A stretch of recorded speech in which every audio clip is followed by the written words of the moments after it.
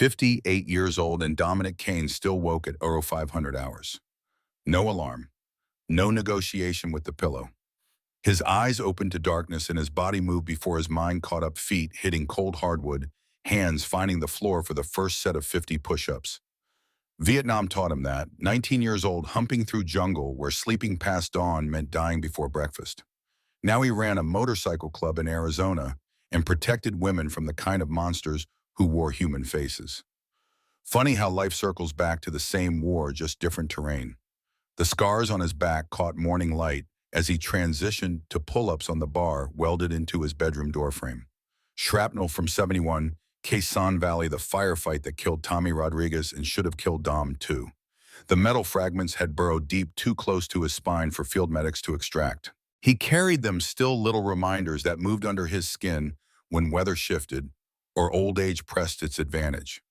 Physical therapy called it chronic pain. Dom called it Wednesday. His house sat 15 miles outside Phoenix, close enough to civilization for Sophia's comfort, far enough for the kind of privacy that came with acreage and high fences.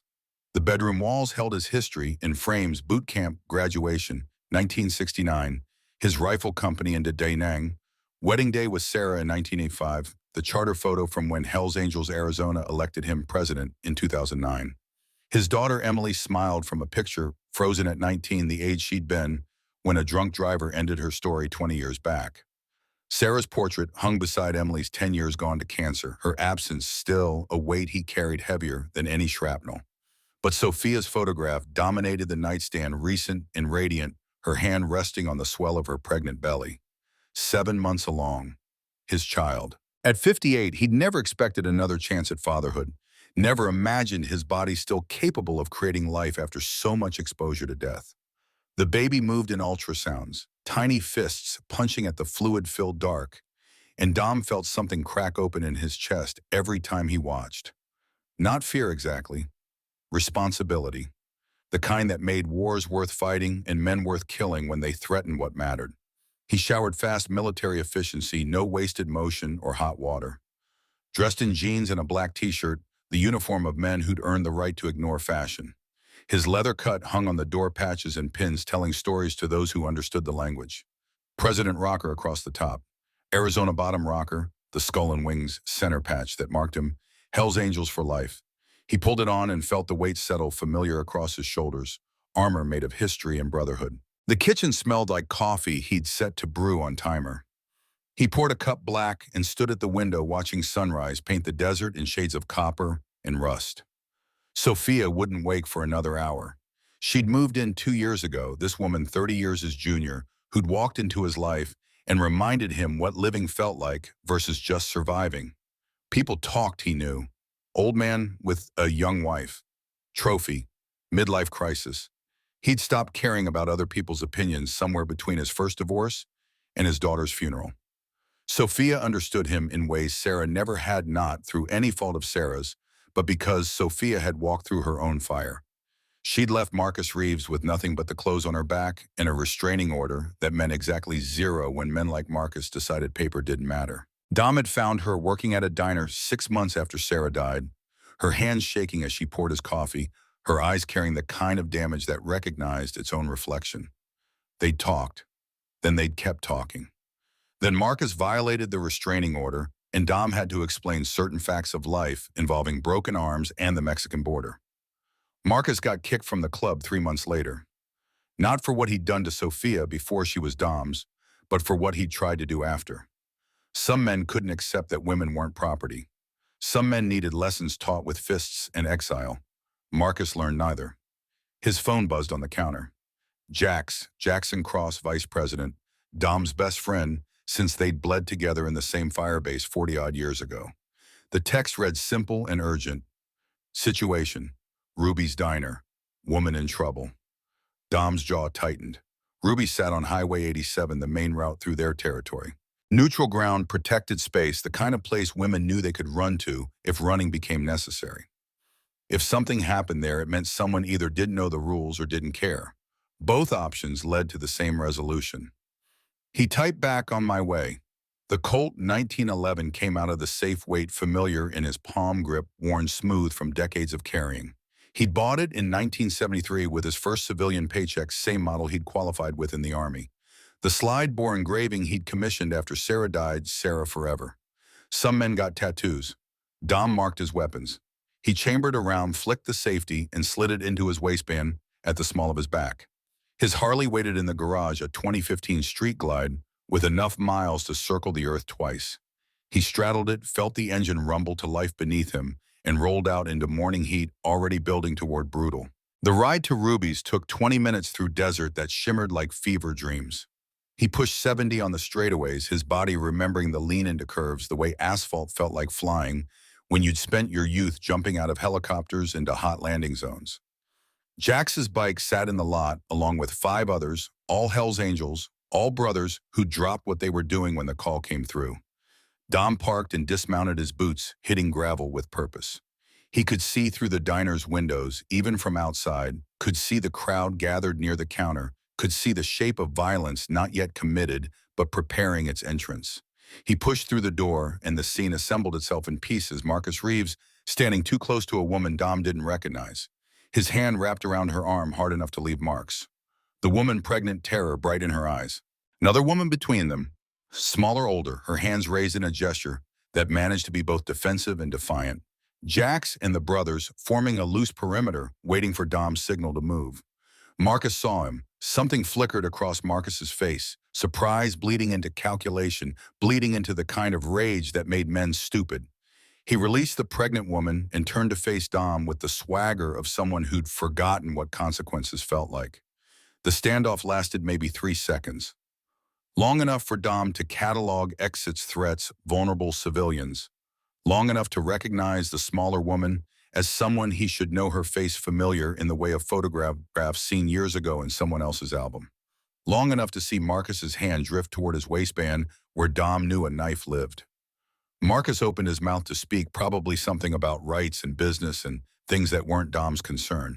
Dom cut him off with a single word, his voice carrying the kind of authority that came from giving orders when mortar rounds were incoming. Enough. The pregnant woman stumbled backward, catching herself on a booth. She turned, and Dom's world tilted sideways. Sophia. His Sophia. The woman he'd left sleeping in his bed this morning, safe behind locked doors and security systems. Blood on her lip, bruises forming along her jaw, her hand cradling her belly like she could shield their child through skin and will alone. His vision narrowed. Sounds became distant. Every combat instinct he had spent 50 years honing snapped into place, cold and precise. Jax materialized at his elbow grip, tight on his shoulder, the only thing keeping Dom from crossing the distance and ending Marcus where he stood. She tried to call you. Jax's voice, low, meant only for Dom's ears. He grabbed her from your house, had a key from before. The explanation landed like shrapnel. Marcus had violated Dom's home, put hands on Dom's wife, threatened Dom's unborn child. These weren't abstract crimes, they were declarations of war, written in bruises and terror. Marcus seemed to understand he'd crossed lines that didn't uncross. He pulled a knife, 8-inch blade, holding it low and ready, the way men who'd done violence before understood. His voice came out, pitched higher than usual, adrenaline and fear mixing into desperation. This isn't club business, Dom. This is personal. She was mine first. Dom's hands flexed at his sides. He'd killed 7 men in combat. 2 more in civilian life when killing became the only language certain situations understood. He'd carry an 8th to his grave without losing sleep. But Sophia was watching, Sophia and their baby, and turning this diner into a crime scene meant police and questions and attention that endangered the entire network of women they'd spent years protecting. He forced his voice into something resembling calm. She was never yours. She left you, got a restraining order, made her choice clear. Marcus laughed, the sound wrong edges fraying. Restraining order? You think I care about paper? She belongs to me. The smaller woman moved then, stepping between Marcus and Sophia again, her body language shifting into something practiced. Dom recognized it, finally, the training Sarah used to drill into women she helped escape. Grounded stance, eyes up, hands ready. This wasn't a civilian frozen by fear. This was someone who'd learned to fight back. Her voice came steady despite the knife. She's not going anywhere with you. Marcus swung his attention to her, irritation sharpening into focus. And who the hell are you? Before she could answer, the diner door banged open. Four men entered, moving with the kind of coordination that spoke to training and intent. Not bikers, wrong aesthetic. They wore button-downs and jeans that cost more than most people's weekly, pay their tattoos visible on forearms, and necks art that told stories in Spanish.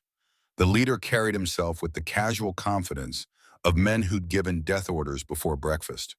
Diego Cortez. Dom knew him by reputation, had seen FBI surveillance photos, understood the scope of what rolled through that door. Sinaloa cartel, Phoenix lieutenant, the kind of criminal enterprise that made motorcycle clubs look like Boy Scouts playing dress-up. Diego smiled all teeth in threat.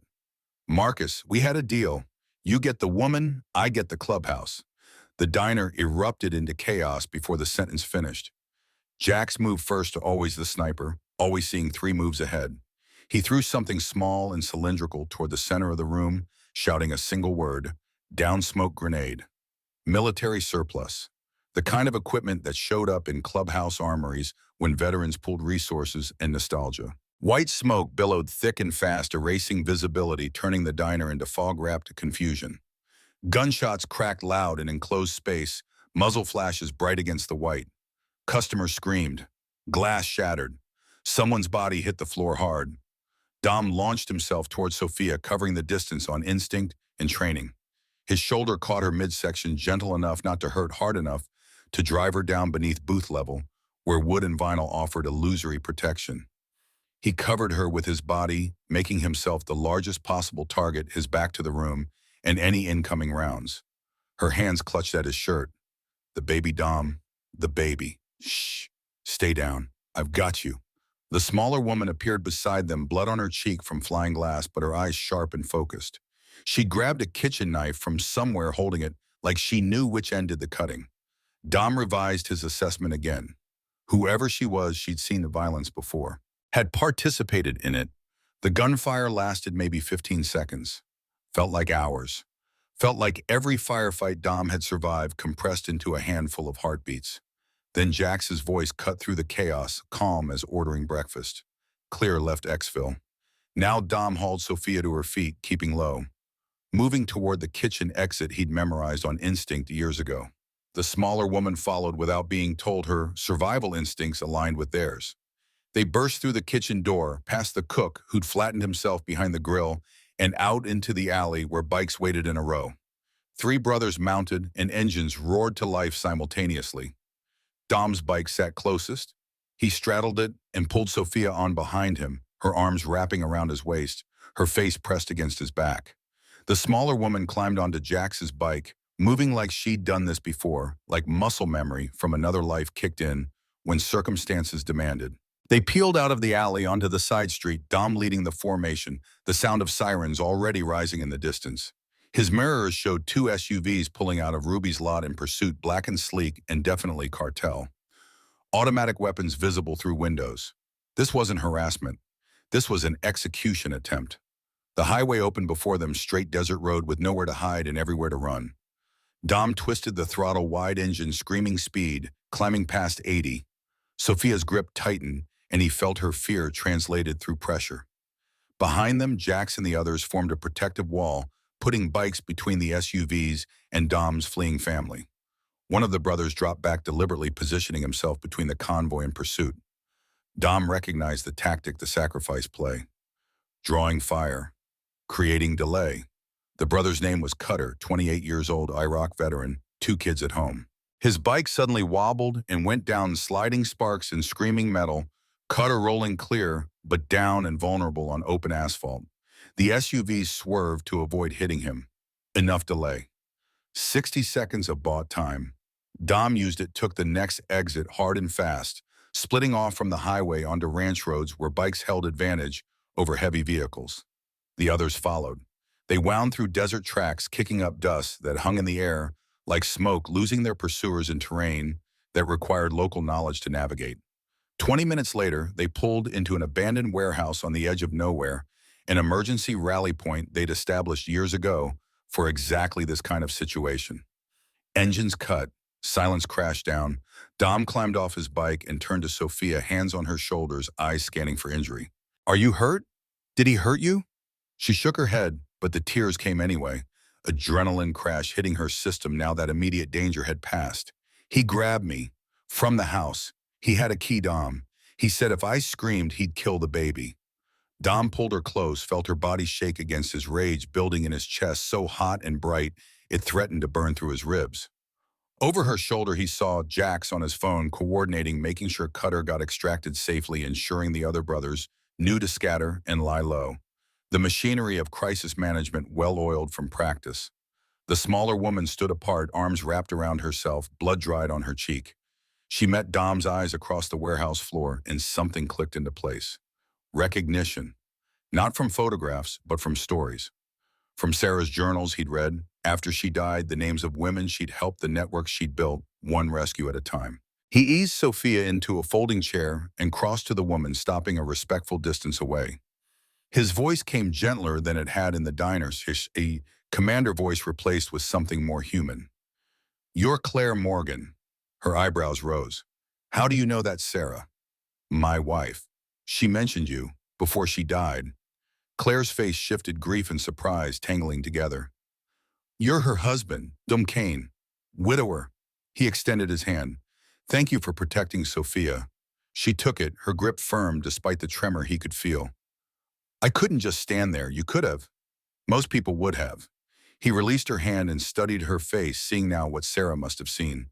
Strength under damage. Fire that hadn't been extinguished, just banked and waiting. "You knew what to do. You've been trained. A long time ago."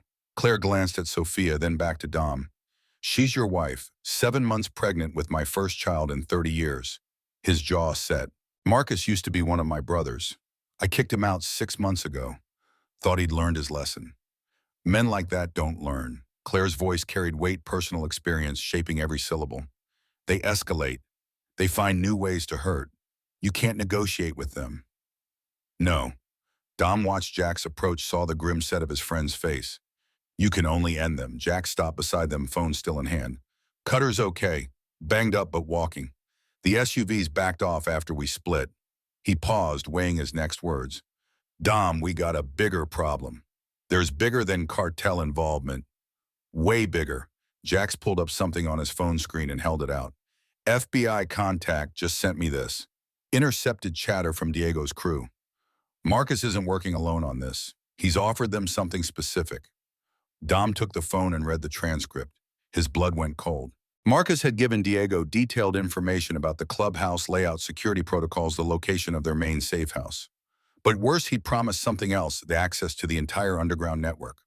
200 women hidden across Arizona, California, Nevada. Names, addresses, the complete infrastructure Sarah had spent 15 years building. "This isn't about Sophia." Dom's voice came flat, emotionless, the way it got when combat protocols took over. "He's using her as bait. Diego wants our territory and our network. Control the MCs, control the distribution routes. Eliminate the women's network. Eliminate potential witnesses and obstacles." Jax nodded. "It's a coordinated hit. They're not just coming for us. They're coming for everything we've built." Claire had gone pale. How many women? Dom met her eyes. 217 at last count. Domestic violence survivors. Trafficking escapees. Women running from the kind of men who don't accept no as an answer. If Diego gets that information, he didn't need to finish. Claire understood. Her hands balled into fists at her sides. "What do?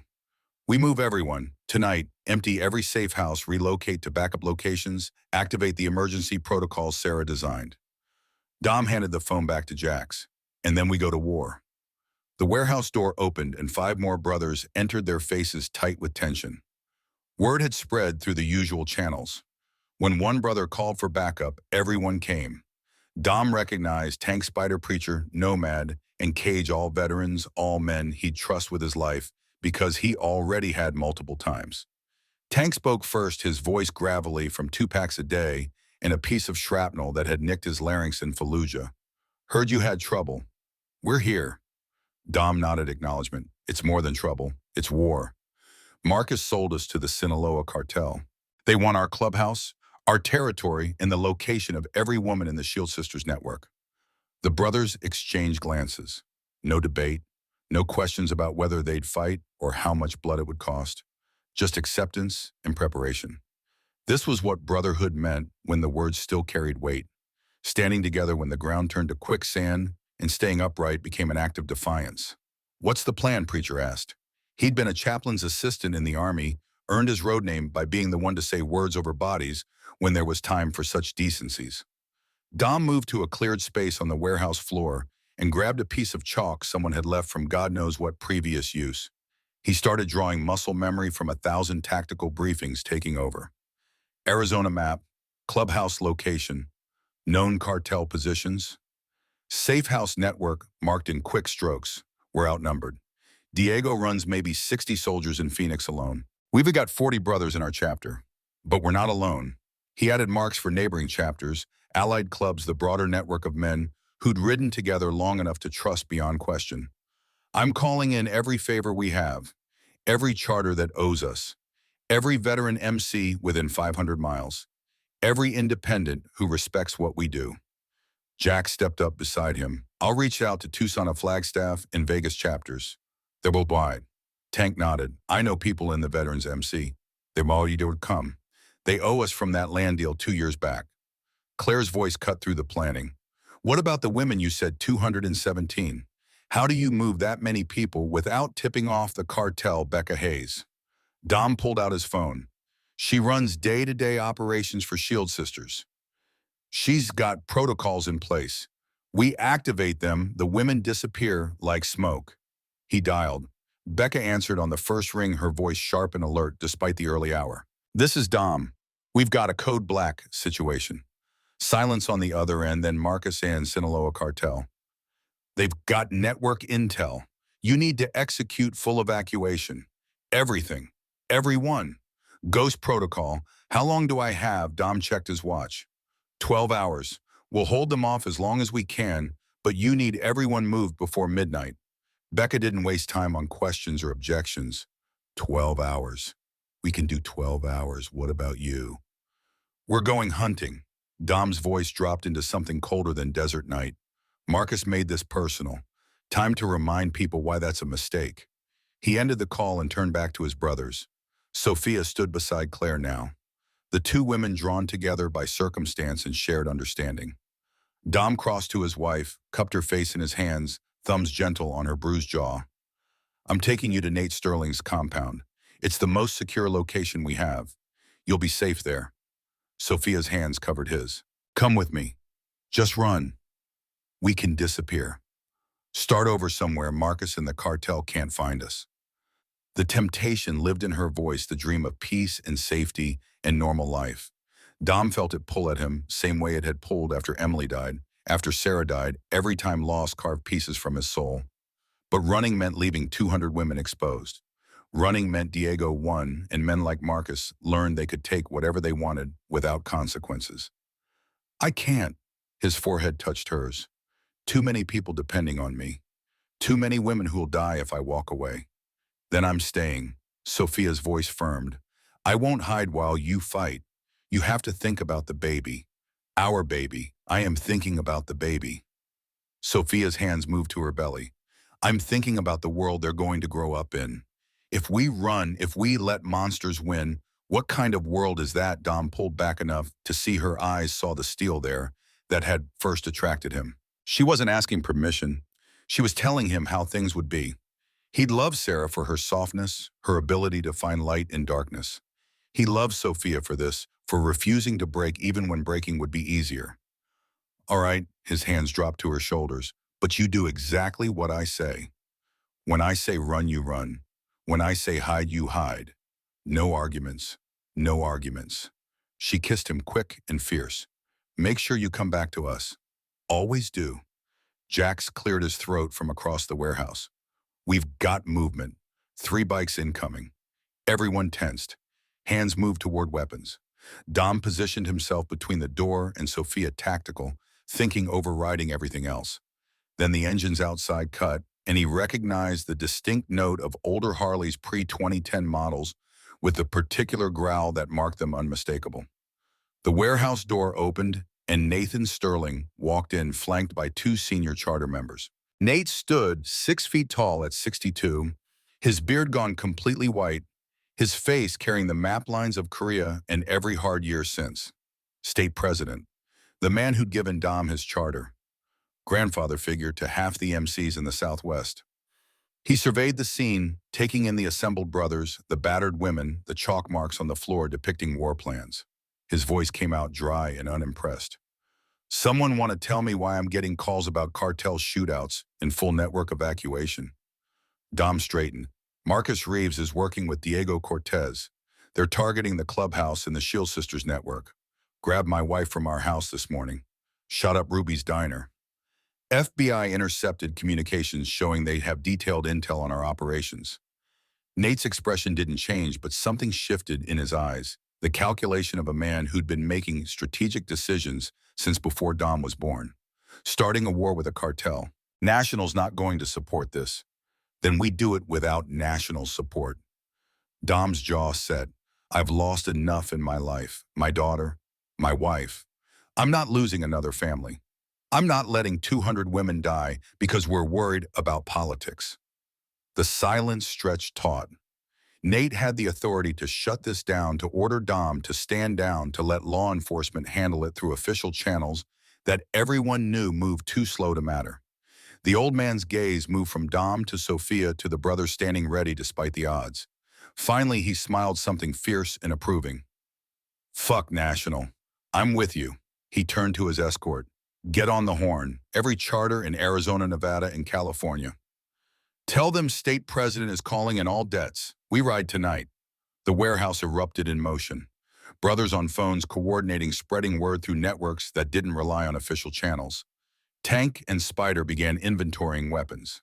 Preacher started making lists of ammunition and supplies.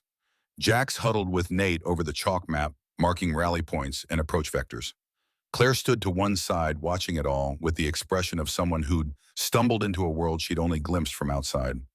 Dom joined her, his voice low enough not to carry over the organized chaos. You should leave. This is going to get bloody. She shook her head. Sarah saved my life 7 years ago. I owe her. I owe you, and I'm not running anymore. Running kept you alive this long. So did fighting back. Claire met his eyes. My husband was Scorpion's MC. He beat me for 2 years, put me in the hospital 3 times. When I got pregnant, he put his fist through my stomach until I miscarried. The doctor said I'd never carry a child again. Dom's hands clenched. Where is he now, dead? I shot him 3 times with his own gun. Center mass, just like he taught me. She said it without inflection, stating facts. Police investigated. Called it self-defense. His own club brothers testified against him. Case closed. Good. Dom meant it. Some men earn their deaths, earn them repeatedly. I'm glad you killed him. Claire blinked, surprise flickering across her face. Most people act like I should feel guilty. Most people have never been to war.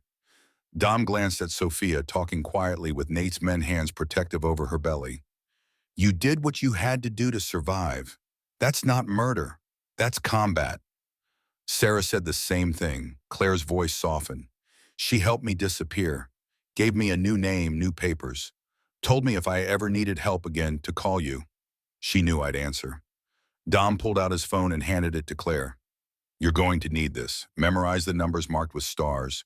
Those are the Shield Sisters' emergency contacts. If something happens to me, if Diego gets through, you call them. You get Sophia and the other women out. Nothing's going to happen to you. In war, anything happens. Dom took the phone back after she'd looked at the numbers. I've survived this long on preparation and luck. Luck runs out. Preparation doesn't. The warehouse door opened again and more brothers filed in a steady stream over the next 2 hours. Tucson chapter arrived with 15 riders. Flagstaff sent 10. Independent clubs showed up offering support. Old alliances called due. By noon, the warehouse held 80 bikers, all armed, all ready, all committed to a fight.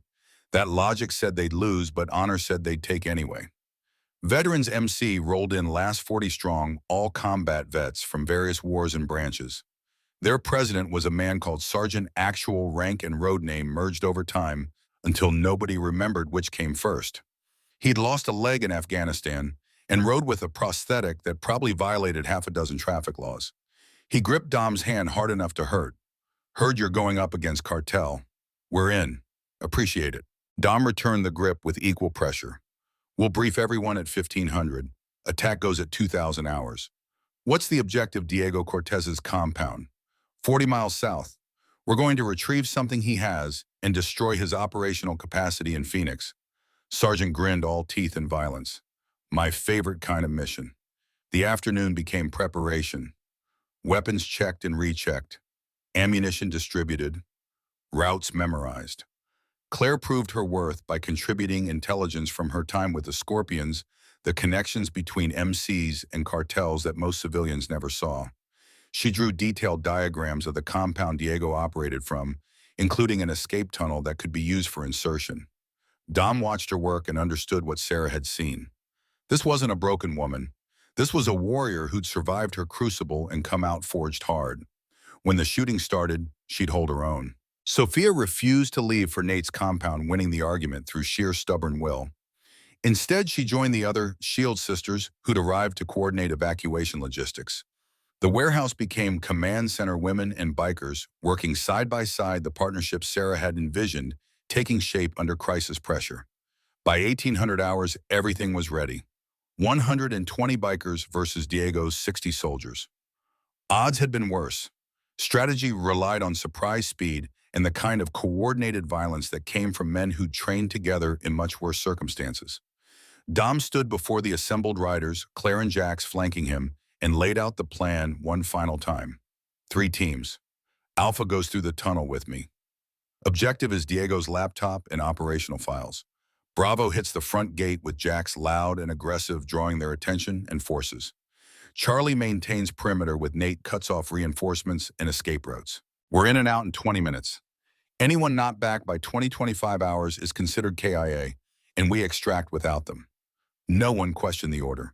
Every man there understood what KIA meant, had known brothers who'd earned those letters. This wasn't a game.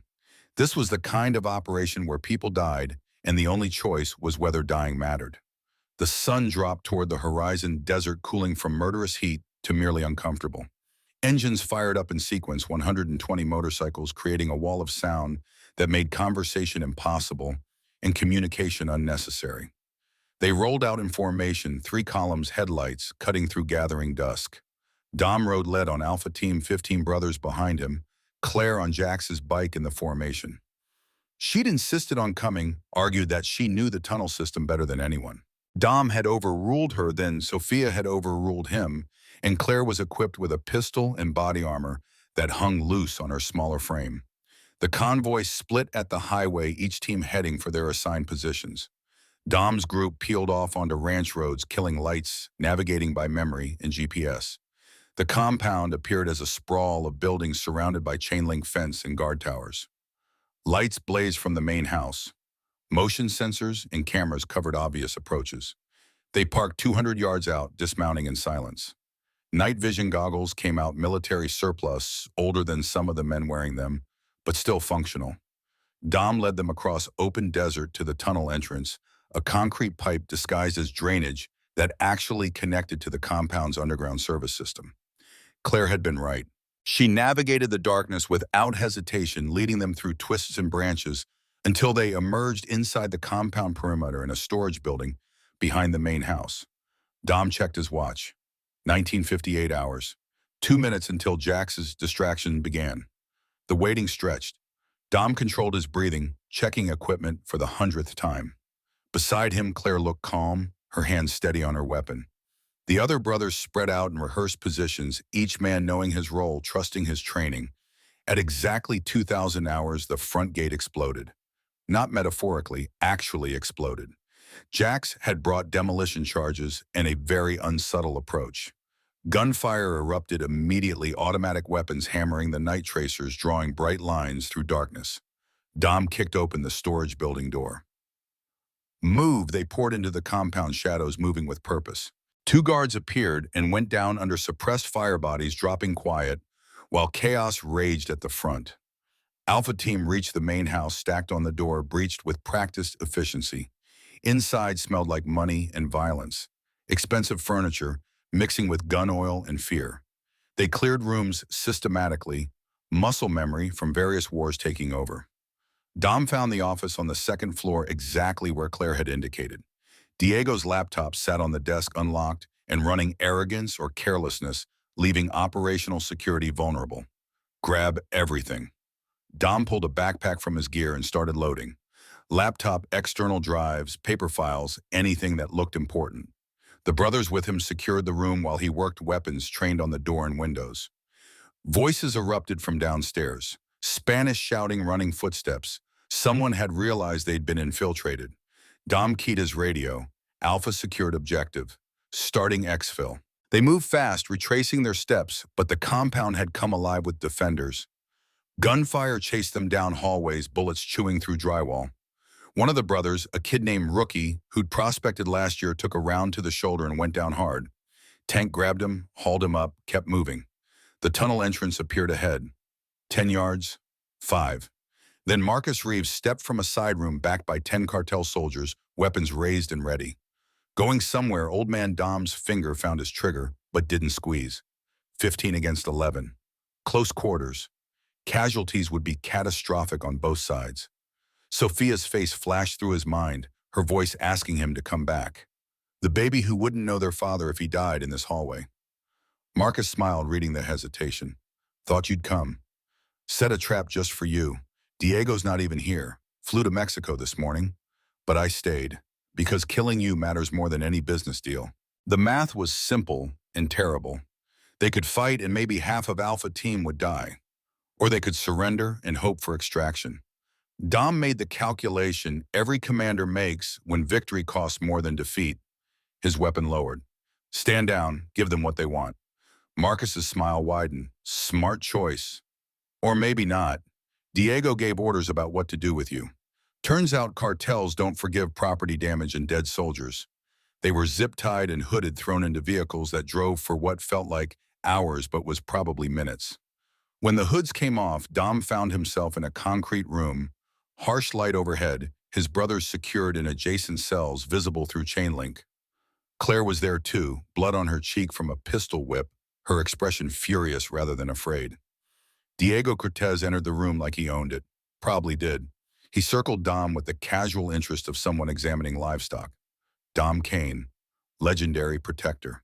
The man who saves women from monsters. His voice carried cultured education beneath cartel menace. Ironic that you'll die in a room where so many women have died before you. This is where we bring the ones who don't cooperate, the ones who think they can escape. Dom said nothing, conserving energy, assessing, looking for advantages that didn't exist in concrete and chain link. Diego pulled a knife, pressed it to Dom's throat. Where are the other safe houses? Go to hell. The knife cut shallow but painful blood warm on Dom's neck. You'll tell me eventually. They always do. It's just a question of how much you hurt first. The torture began professionally. Diego knew what he was doing, where to cut to maximize pain without causing death. Dom had survived worse in Vietnam interrogation training, preparing him for this exact scenario. He retreated into himself, found the place beyond pain where only survival mattered, and held on. In the adjacent cell, Jax caught his eye through the chain link, mouthed 2 words. Stay strong. Dom nodded fractionally. He'd survived 50 years of war and loss. He could survive this, had to survive this. For Sophia, for their baby, for the 200 women depending on him. Diego stepped back, frustrated by Dom's silence. Bring in the woman, let's see if she's stronger than him. They dragged Claire out of her cell. Dom's control fractured. Not her, not someone else paying for his decisions. But Claire met his eyes and something passed between them, understanding forged in shared violence and survival. The door opened again and Marcus entered. This time with someone unexpected. A woman's shield sister by her pendant, her face twisted with guilt and terror. Marcus's voice carried triumph. You want to know how I knew you'd come? How I got all that information about your network? He shoved the woman forward. Meet Lena. She's been working for me 6 months. Every safe house location, every security detail, all of it. Dom stared at Lena, watching her avoid his eyes. Betrayal cut deeper than Diego's knife because betrayal meant the foundation they'd built was compromised. But then he saw her daughter's photo clutched in her hand, understood the leverage Marcus had used, and the anger cooled into something colder, understanding without forgiveness. "Where's your daughter, Lena Tucson?" Lena's voice cracked. "He has men watching her. Said he'd kill her if I didn't help. Let the girl go, Marcus. This is between us." Marcus left. "No mercy. Not for you, not for any of them. You took Sophia from me, took my patch, took my life. Now I'm taking yours." The warehouse door exploded inward, smoke and confusion. Then gunfire, precise and directed. Diego's men dropped under coordinated fire from outside. In the chaos, Jax picked the lock on his cell with a tool hidden in his belt buckle, moved to Dom's cell, freed him and the others with practiced speed. They fought their way out, brutal close-quarters combat, Dom's fists and elbows and knees landing with decades of accumulated violence. They burst into night air, found the rest of Bravo and Charlie teams laying down, covering fire bikes arranged in defensive positions. Jax had called in extraction when they were taken. The brothers had regrouped and hit back. This was what brotherhood meant when words became action. No man left behind. Not in Vietnam, not in Arizona, not ever. They scattered into desert darkness, leaving Diego's compound burning behind them. Marcus had escaped in the confusion, Diego too. But they had the laptop, the intelligence, and most importantly, they were alive. The convoy regrouped at a secondary location, abandoned gas station under stars. Everyone accounted for except two brothers with minor wounds. No KIAs. Victory and survival. Dom leaned against his bike, adrenaline crash hitting him, Claire beside him, checking her own injuries. She spoke first. "That was insane. Welcome to war." Dom's hands shook, delayed reaction, the price of holding on through torture. "You did good in there, so did you." She wiped blood from her face. Sarah would be proud. Dom looked up at the stars. Same stars he'd seen from Vietnamese jungle, same ones he'd watched while Emily slept and Sarah fought cancer. The constancy of the universe indifferent to human suffering. He thought about Sophia waiting for him, about the baby growing inside her, about the fight still ahead. "We're not done." His voice carried exhaustion and determination in equal measure. This was just the opening round. Jax approached, phone in hand. Becca executed full evacuation. All 217 women moved to backup locations. Diego's got nothing to work with now. "Good." Dom pushed himself upright. "What about Marcus?" Jax's expression went grim. "That's the problem. He's still out there, still connected to Diego, and now he knows we're coming for him. Let him know." Dom's jaw set. "Let him be afraid. Because when I find him, he's going to learn what happens when you put your hands on my family." The brothers started mounting up, preparing to ride to Nate's compound where Sophia waited. Dom climbed onto his bike but paused, looking back at the horizon where Diego's compound still burned smoke rising black against stars. He'd been at war his entire life. Vietnam, the streets, the endless fight against men who took and broke and destroyed. He'd thought maybe at 58 he'd earned peace. But peace was something you protected, not something you retired into. And protection meant standing between monsters and innocence, no matter the cost. His engine rumbled to life. The convoy formed up. They rode into darkness, carrying the weight of violence done and violence coming, brothers bound by blood and choice heading toward whatever dawn brought next. Nate Sterling's compound sprawled across 40 acres of fortified desert, more military installation than ranch property. Guard towers dotted the perimeter. Motion sensors created invisible tripwires across every approach. The main house had been built by a paranoid millionaire in the 90s and purchased by the club 10 years later, when paranoia became practical security. Dom's convoy rolled through gates that closed behind them with hydraulic finality, locking out the world and everything hunting them. Sophia waited on the main porch, Becca Hayes beside her, both women's faces tight with controlled fear that released only when they saw the bikes and counted riders. 13 men and 1 woman returning from 15 who'd left. The math of survival never balanced clean. Dom dismounted and Sophia ran to him, despite her pregnant belly's awkward weight, her arms wrapping around his neck hard enough to restrict breathing. "You're alive," her voice broke on the words. "When Jax called and said you'd been taken, I thought I know." Dom held her, his hands checking for injury out of habit, even though she'd been nowhere near the fighting. "I'm here. We're here." She pulled back enough to see his face, her fingers tracing the knife wound on his neck that still seeped blood through hasty field dressing. He did this, Diego. Dom caught her hand before she could press the injury. It's nothing. I've had worse paper cuts. Don't lie to me. Her eyes flashed anger born from hours of helpless waiting. You were tortured. Jax told me what they found when they extracted you. Jax talks too much. But Dom softened it with a kiss to her forehead. I'm fine. Baby's fine. That's what matters. Becca approached her organizational mind already working through logistics. We've got medical set up in the East Wing. Everyone needs checking, and we need debrief on what intelligence you recovered. Dom pulled the backpack off his shoulders, heavy with Diego's laptop and files. Everything's here. He handed it to Becca. Get it to Agent Shen. FBI's been building a case on Diego for 18 months. This should give them what they need. What about Marcus? Becca's voice dropped. He escaped, along with Diego. Dom's jaw tightened. They'll regroup. Come back harder. Then we'd better be ready. Becca took the backpack. I'll coordinate with Chen. You get patched up and fed. War Council in 2 hours. The compound's medical bay had seen enough trauma over the years to rival small emergency rooms. A retired Army medic named Doc stitched Dom's neck wound with practiced efficiency, while Sophia sat beside him, refusing to leave despite the blood. Claire occupied the next bed, getting glass fragments removed from her cheek where a pistol strike had split skin. Doc worked in silence until he'd finished both patients, then stepped back with the critical eye of someone who triaged battlefield casualties. You're lucky. 2 inches to the right, and that knife severs your carotid.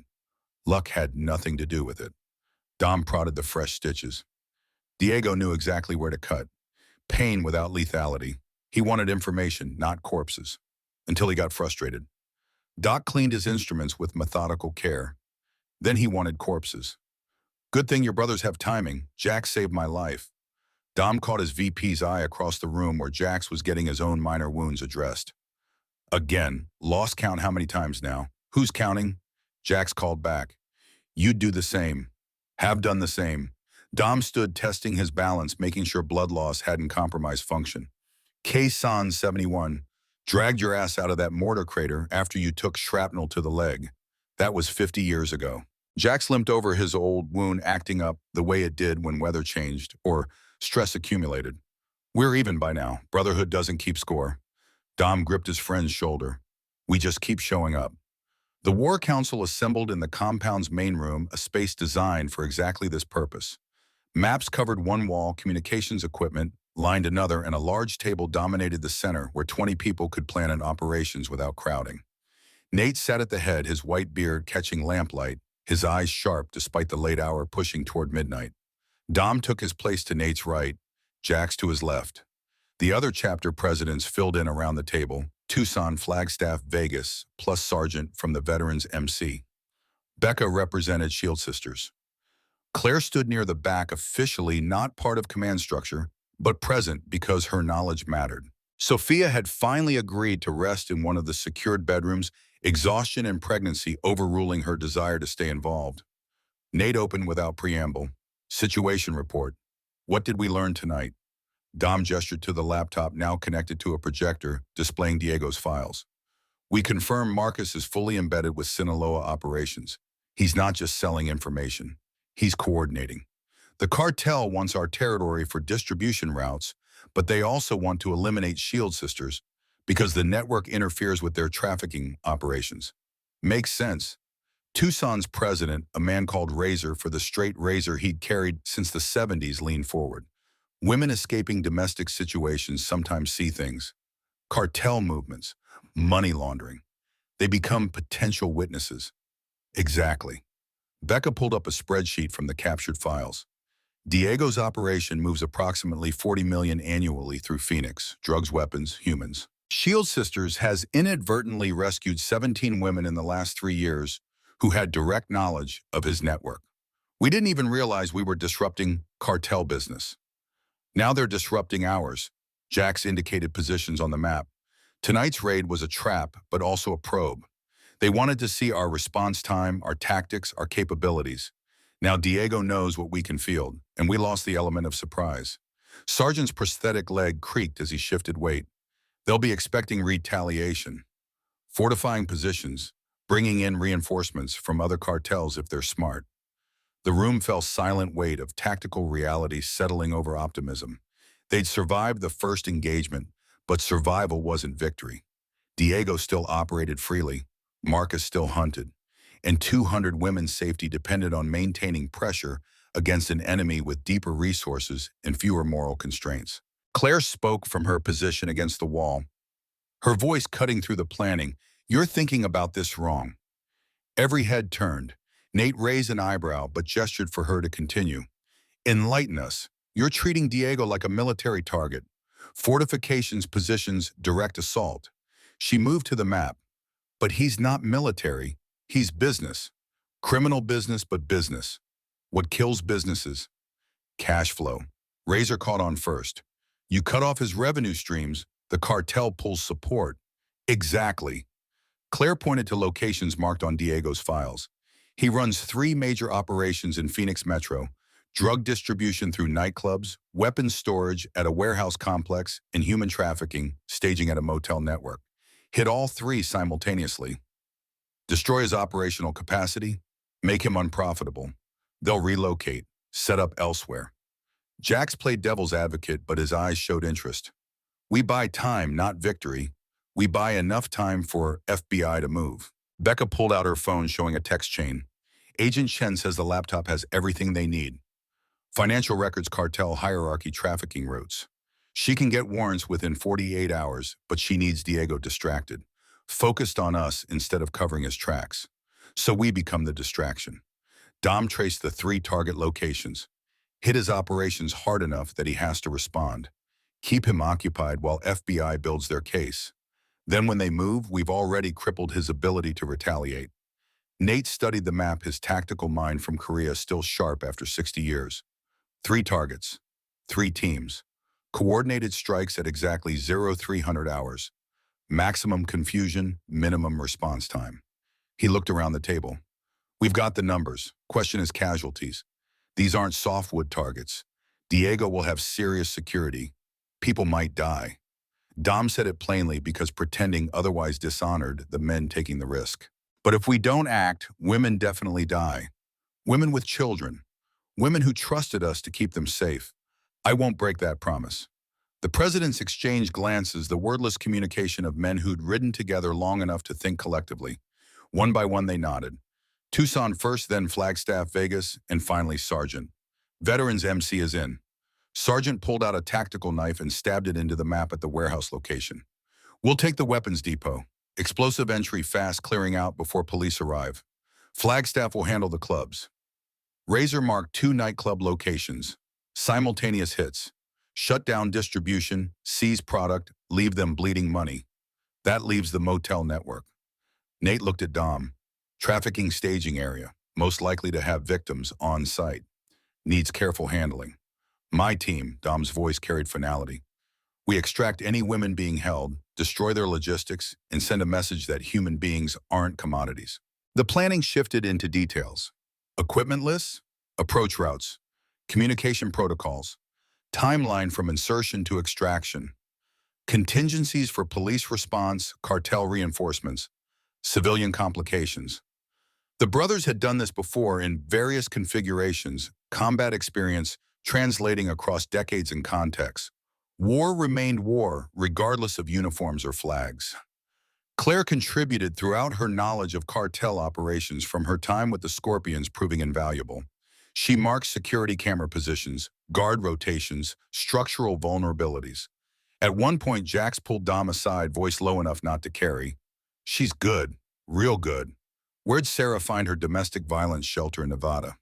Dom watched Claire demonstrate proper approach angles for the warehouse assault. "She killed her husband after years of abuse. Self-defense. Clean shoot." Explains why she's not flinching. Jax's respect showed in his tone. "She's been through fire. Came out forged, like all of us." Dom turned back to the planning. "Make sure she's equipped properly. Body armor that fits weapons she's comfortable with. I want her on my team for the motel operation." "You trust her that much," Sarah did. "That's enough for me." By 0200 hours, the plan was finalized. 3 teams, 40 brothers, each hitting 3 targets simultaneously. FBI positioned to move fast once the chaos started. Shield sisters ready to extract any trafficking victims found. Every contingency mapped. every risk calculated. The machinery of organized violence prepared to execute with precision, born from necessity and experience. Dom found Sophia in their assigned bedroom awake, despite the hour sitting by the window watching stars. She didn't turn when he entered, but her voice carried across the space between them. "You're going out again. Have to." Dom sat beside her, taking her hand. "3 operations. We hit Diego everywhere at once. Break his business. Give FBI the opening they need, more fighting, more chances for you not to come back." Her grip tightened on his fingers. "This baby is going to need a father, Dom. Not a hero, not a legend, a father who comes home. I'm coming home." He pulled her close, feeling the baby move between them. Tiny kicks against his ribs. "I've survived 50 years of war. I can survive one more night. You can't promise that." Sophia's voice broke. "No one can promise that in war. You're right." Dom kissed her hair, breathing in the scent of her shampoo and fear and fierce love. "I can't promise survival, but I can promise purpose. Those women in the motel, the ones Diego's trafficking, they're someone's Sophia, someone's daughter. They deserve the same chance you got, the same chance I'm trying to build for our baby." Sophia pulled back to look at him, tears tracking down her cheeks. "You're a good man doing terrible things. I'm a warrior doing necessary things." Dom wiped her tears with his thumbs. "There's a difference. Good men hope evil stops. Warriors make it stop." She kissed him then, desperate and fierce, trying to convey everything words couldn't hold. When they separated, she pressed something into his hand. Her grandmother's rosary worn smooth from decades of prayer. "For luck. And because I need you to remember what you're coming back to." Dom slipped the rosary into his pocket, felt its weight settle against his thigh. "I won't forget." The teams assembled in the compound's courtyard as night deepened toward morning's darkest hours. 120 brothers checking weapons, reviewing assignments, saying the quiet things men say before violence. Some prayed, others smoked. A few told jokes that weren't funny but served their purpose anyway. Tension needed outlets before it became liability. Dom moved through his team, offering final words, checking equipment, making sure everyone understood their role. Jax would lead the warehouse assault. Razor handled the nightclubs. Dom took point on the motel operation, his team, including Tank Preacher and Claire. 13 total, enough to overwhelm security without becoming unwieldy. Claire checked her pistol for the 5th time, nervous energy manifesting in repetitive motion. Dom caught her hands, stilling them. "You ready for this?" "As ready as I'll ever be." She met his eyes. "I keep thinking about those women. What they're going through right now while we stand here planning. Then let's stop thinking and start moving." Dom released her hands. "You did good tonight. In the compound, under fire. You held. I've been holding for 7 years." Claire's voice hardened. "Ever since I killed Ryan. Every day I wake up and choose to keep going instead of letting the past bury me. This is just another day of holding. After tonight, you won't have to hold alone." Dom nodded toward the assembled brothers. "You're one of us now. Shield sister, an honorary member." That means something. What does it mean? It means we've got your back, always. No exceptions. He pulled out a white leather vest from his saddlebag patches and pins, marking it as something significant. "This was going to wait until after, but you should have it now." The vest carried the Shield Sisters logo alongside Hell's Angels patches, a hybrid that had never existed before. Across the back, stitched in red thread, "Untouchable." Claire's hands trembled as she took it, understanding the weight of what she held. "I don't deserve this. You earned it in blood." Dom helped her into the vest, adjusting the fit. "You protected my wife. You fought beside my brothers. You survived your own war and came back willing to fight in someone else's. That's what earns this. Not asking for it, just doing what needed doing." Claire blinked back, tears, jaw set against emotion that threatened tactical focus. "Thank you. It came out rough but sincere. Thank me by staying alive." Dom turned to address the full assembly. His voice carried across the courtyard without needing to shout. "Everyone here knows what we're riding into. This isn't club business anymore.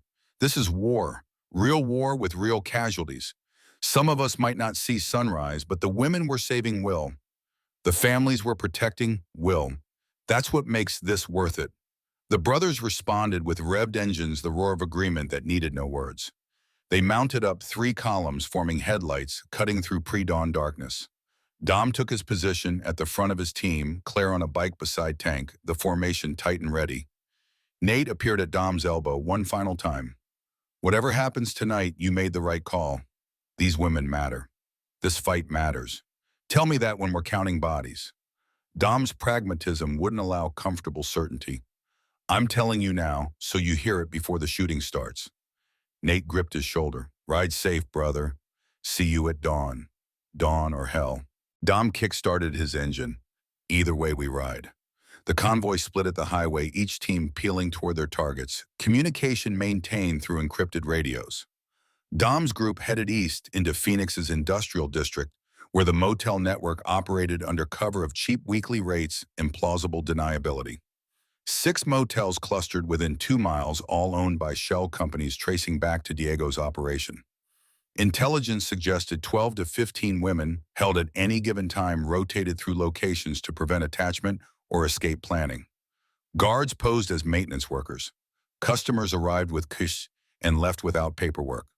The whole operation designed to be invisible to anyone not looking specifically for trafficking patterns.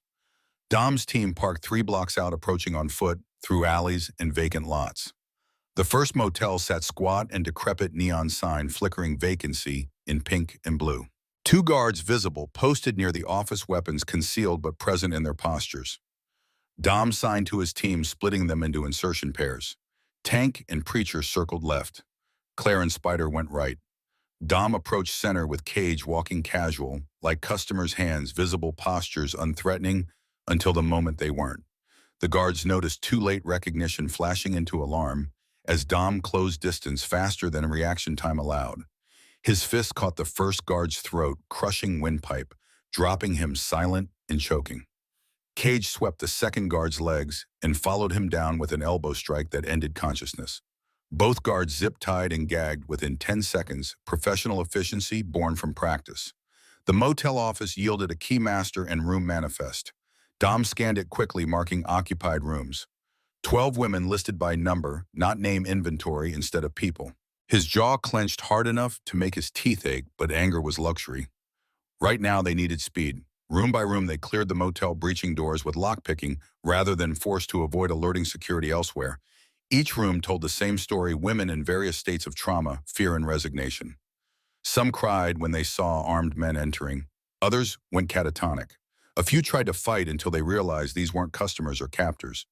Claire took point on victim communication, her voice gentle despite circumstances. We're not here to hurt you. We're getting you out. Do you understand? Most didn't respond. Trafficking broke people in ways that made trust impossible. But Claire persisted, showing them the Shield Sisters pendant around her neck, explaining they had safe houses and protection and futures beyond these rooms. Slowly, incrementally, cooperation emerged from terror. By 03:20 hours, they'd extracted all 12 women from the first motel and moved to the second location. Guards here were more alert, possibly warned by missed check-ins. Dom adapted, sending Tank and Preacher in hard through the rear, while he and Cage created distraction at the front. Gunfire erupted, brief and sharp, guards going down under suppressing fire before they could organize defense. Spider took a round to his vest, impact knocking him down, but ceramic plate catching the bullet. He rolled up cursing and returned fire with the casual violence of men who'd survived worse. The fight lasted 90 seconds and ended with 4 dead guards and 8 more women freed from captivity. The third motel presented different problems. As Dom's team approached, 2 SUVs screeched into the lot, disgorging cartel reinforcements. Someone had gotten word out. The element of surprise died with squealing tires and shouted Spanish. Contact. Dom's voice cut across the radio. Multiple hostiles, heavy armed. We need support. En route. Jax's response crackled through static. 3 minutes. 3 minutes was eternity in gunfights. Dom signed his team into defensive positions, using the motel structure for cover. A return fire split the night, muzzle flashes bright against darkness, bullets chewing through stucco and glass. One of the brothers, a prospector named Lucky, lived up to his name by having a round part his hair without breaking skin. Claire moved between cover points with competence that spoke to training Dom hadn't known she possessed. She fired measured shots, conserving ammunition, dropping a cartel soldier who'd flanked too aggressively. When her pistol locked empty, she transitioned to a guard's dropped rifle without hesitation, muscle memory taking over. Dom caught her eye across the firefight. You've done this before. Scorpions ran protection for cartels sometimes. She fired 3-round bursts, driving an attacker back into cover. Ryan made me train, said if I couldn't shoot, I was useless. Thank your dead husband for me. Dom dropped 2 soldiers advancing on their position. His training's keeping you alive. The 3 minutes stretched like taffy until Jax's contingent arrived from their completed warehouse operation, 20 brothers turning the tide from desperate defense to overwhelming assault. The cartel soldiers broke and ran, leaving their dead and wounded scattered across cracked asphalt. Dom's team breached the 3rd motel, finding 15 more women and a trafficker who'd been coordinating the network from an office filled with the files and computers. They zip-tied him and called FBI directly Agent Chen's tactical team, arriving within 8 minutes to take custody. Chen surveyed the scene with professional appreciation. 3 simultaneous operations, 47 women rescued, approximately 15 cartel soldiers neutralized, all before 0400 hours. She looked at Dom with something approaching respect. You're either very good or very lucky. We're old. Dom checked his weapon, clearing the chamber. Old means experienced. Experienced means we've survived our mistakes long enough to learn from them. The FBI will take over from here. Chen gestured to her team, securing evidence. We've got warrants ready for Diego's assets. Financial accounts frozen. Arrest warrants issued. This laptop you recovered gives us everything we need to dismantle his entire Southwest operation. What about Marcus? Claire interjected, her vest marked with cordite residue and someone else's blood. He's still out there. Marcus Reeves has a federal warrant now, too. Chen pulled out her phone, showing a mugshot. Conspiracy to traffic, racketeering, attempted murder. But we need him alive for testimony against higher cartel leadership. He dies, no one here will mourn. Dom's voice carried iron certainty. Man puts hands on pregnant women, he's forfeited his right to mercy. I'm not asking for mercy. Chen met his stare without flinching. I'm asking for patience. Let us build the case. Let justice work the way it's supposed to. You've done your part. Now let us do ours. The brothers regrouped at dawn, exhausted and bloodied, but whole. They'd lost no one, an outcome so unlikely it felt like providence. 47 women sat in Shield Sisters safe houses, receiving medical care and trauma counseling. Diego's network lay in ruins. FBI had enough evidence to pursue RICO charges that would reverberate through the cartel's entire structure. Dom stood on Nate's compound porch, watching the sun paint desert gold and crimson. Sophia beside him, her head on his shoulder. The baby kicked between them, tiny life insistent and demanding in its innocence. Jax limped over with coffee, his old wound complaining, but his spirits high. We actually did it. Jax sounded surprised despite everything. Went up against a cartel and won. We survived. Dom sipped the coffee, bitter and strong. Winning comes later, when the women are safe, when the courts finish, when we're sure men like Diego and Marcus can't come back. You're never sure. Jack settled into a chair with a grunt. That's the price of this life. Constant vigilance. Permanent war footing. For what Sophia's question carried genuine curiosity rather than accusation. You've given everything to this fight. Your body, your peace, almost your life. What makes it worth it? Dom turned to look at her. This woman who'd chosen him despite his age and scars and impossible complications. He touched her belly, felt his child move beneath his palm. This. Worth it for this. So our baby grows up in a world where monsters get stopped. Where women don't have to kill their husbands in self-defense. Where running for your life doesn't mean dying from what you're running from. Sophia covered his hand with hers. You can't save everyone. No. But I can save someone, and someone becomes 2. 2 becomes 10. Eventually it adds up to something that matters. It already matters. Claire approached her white vest, drawing attention from passing brothers who nodded respect. To those women you pulled out tonight, to me, to everyone Sarah helped over the years, it matters to us. Becca joined them, tablet in hand, showing logistics and spreadsheets. All 47 women placed in secure locations. Medical evaluations complete. Trauma counselors assigned. She looked at Dom with tired satisfaction. We just tripled our usual monthly intake in one night. The network stretched but holding. Good. Dom finished his coffee. What about Lena's daughter, the one Marcus was using as leverage? FBI tactical team extracted her at 0430 hours, safe with her mother at an undisclosed location. Becca hesitated. Lena wants to see you. To apologize. Tell her I'll see her when I'm ready. Dom's anger at the betrayal had cooled, but forgiveness required more time than 12 hours. She made her choice under duress. I understand that. But trust isn't automatic. She'll have to earn it back. Fair enough, Becca made notes. What about the ceremony, Sophia asked. For Claire. Nate wants to officially induct her, make her untouchable status formal. Becca smiled slightly. First woman ever given full honorary membership. Historic moment. When Dom checked his watch calculating rest time against security needs. 48 hours gives everyone time to heal, sleep, and prepare. Becca's tablet chimed with incoming data. And speaking of preparation, we've got movement. Diego's been spotted at a ranch 20 miles outside city limits. Private property, heavily secured. Looks like he's consolidating what's left of his operation. Solo target. Jax's tactical mind engaged immediately. We hit him there, we end this completely. Or we let FBI handle it. Dom played the cautious angle despite his own desire for finality. Chen has warrants. Let law enforcement do what they're designed to do, and if he runs before they execute the warrants Jax challenged, if he disappears into Mexico and starts rebuilding from across the border, we've seen it before. Cartels have long memories and infinite patience. The debate was interrupted by movement at the compound gate, vehicles approaching under the dawn light. Not threats, but arrivals. Dom recognized the formation, the specific makes and models. National representatives. Leadership from the Hells Angels organizational structure that coordinated hundreds of chapters across North America. Nate swore quietly. This is it. The reckoning. For what, Claire asked. For starting a war without permission. Jax explained. National doesn't like chapters acting independently, especially not in ways that draw federal attention.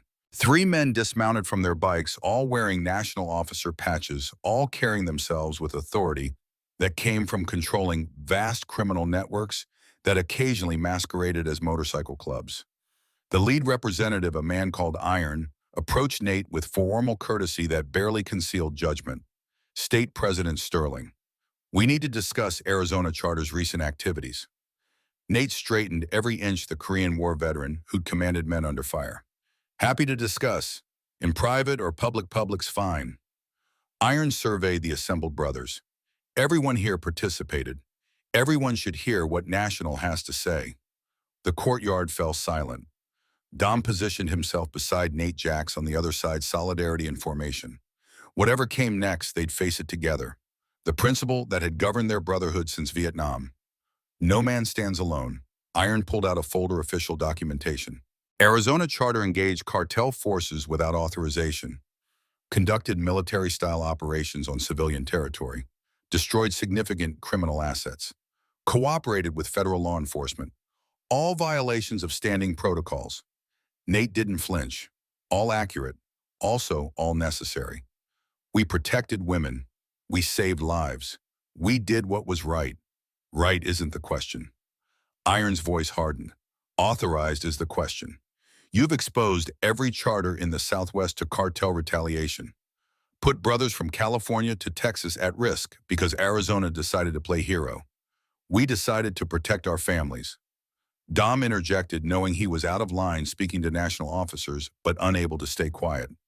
Marcus Reeves, a former brother, sold us to the cartel, gave them intelligence on our operations and our women's network. We responded appropriately. Appropriately would have been calling National, letting us coordinate a response that didn't paint targets on 500 brothers.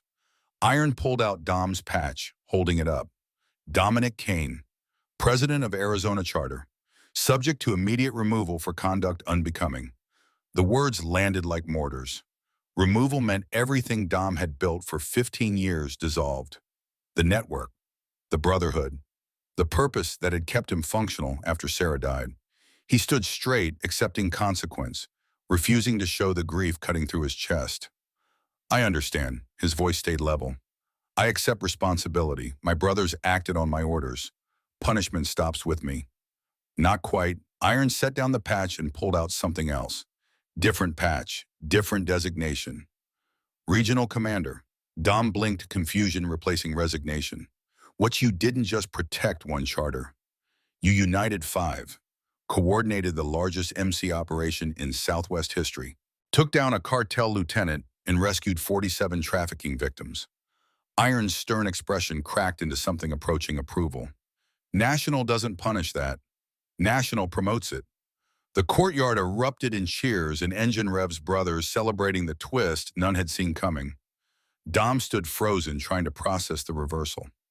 Jax clapped him on the back hard enough to hurt, grinning like he'd expected this outcome all along. Regional Commander means authority over Arizona, Nevada, and New Mexico charters. Iron continued. 800 brothers, significant territory, major responsibility. Think you can handle it? Dom found his voice. Yes, sir. Good. Because you're going to need that authority for what comes next. Iron's expression sobered. Diego Cortez escaped FBI custody during transfer. Killed 2 agents. Current whereabouts unknown, but assumed still in Southwest territory. He's lost his operation, but not his motivation. Revenge becomes primary objective now. The celebration died. New threat replacing old victory. Dom absorbed the information, already calculating implications and responses. Diego would come hard and personal now. No more business, pure vengeance against the men who'd destroyed everything he'd built. We'll be ready. Dom accepted the regional commander patch from Iron.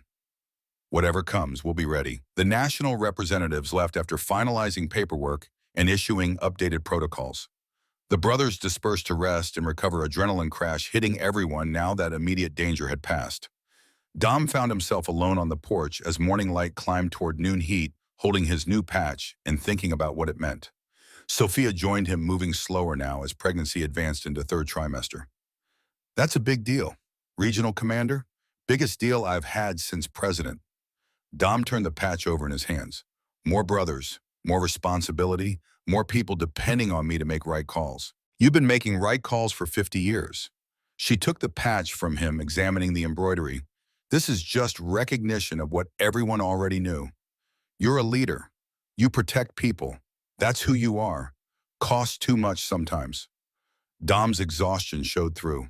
All this violence, all this risk. For what?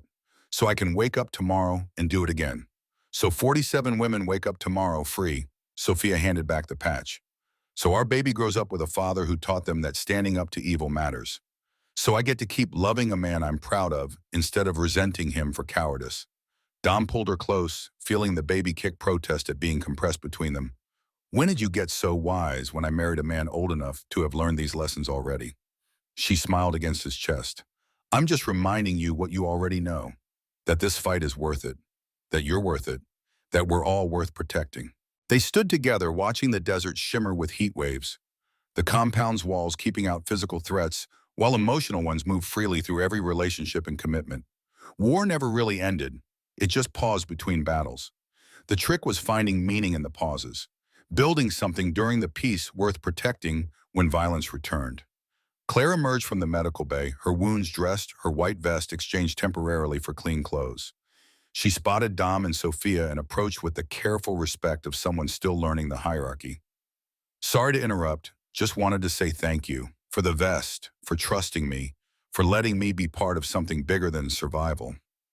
You earned it. Dom meant it without reservation. What you did tonight, the women you helped rescue, that's what Shield Sisters was always meant to be. Warriors protecting the vulnerable. Sarah would be proud, Sophia added, of both of you, of everything you've built. Sarah started it. Dom touched the pendant. Sophia wore his late wife's angel wings. We just kept building after she couldn't anymore. That's what legacy means. Continuing the work when the founder's gone. Good thing you're not planning on being gone anytime soon. Jax interrupted, limping over with his permanent injury. Because we've got a ceremony to plan in 48 hours and a cartel lieutenant to track down. Your schedule's pretty full. When isn't it? Dom accepted the ribbing with tired affection. What's the latest on Diego? Disappeared completely. Jax's humor faded. FBI's searching, but he's got resources, money, connections, could be anywhere from Tijuana to Tucson, or right here waiting to strike. Dom scanned the horizon automatically. Man loses everything, revenge becomes the only currency he understands. Then we make sure we're ready when he comes. Jax's confidence never wavered despite the odds. We've survived worse than one angry cartel lieutenant. Have we? Dom questioned. Because right now I'm feeling every one of my 58 years. Every scar, every old wound. I'm tired, Jax. Bone tired. War's tiring. Jax gripped his shoulder. That's how you know you're still alive to feel it. Dead men don't get tired. They just stop. Inspirational. Dom's sarcasm couldn't quite hide his gratitude. You should write fortune cookies. I'll add it to my retirement plans. Jax laughed. Right after teaching sniper courses and finishing my memoir. You're writing a memoir? Hell no. I'm just listing impossible things I'll never do. Jax's expression turned serious. Listen, Diego's out there. Marcus too. This isn't over. But tonight we won. Tomorrow we'll fight again. That's the rhythm. Victory and vigilance. Rest when you can. Fight when you must. That's all warriors get. It's enough. Dom looked at Sophia, at Claire, at his brothers scattered across the compound. It has to be enough because it's all we've got. The day burned toward evening, the desert cooling degree by incremental degree. Dom finally allowed himself to rest, retreating to the bedroom with Sophia, where sleep came fast and dreamless. His body surrendered to exhaustion, trusting his brothers to maintain watch, trusting the walls to hold, trusting that tomorrow's threats could wait until tomorrow.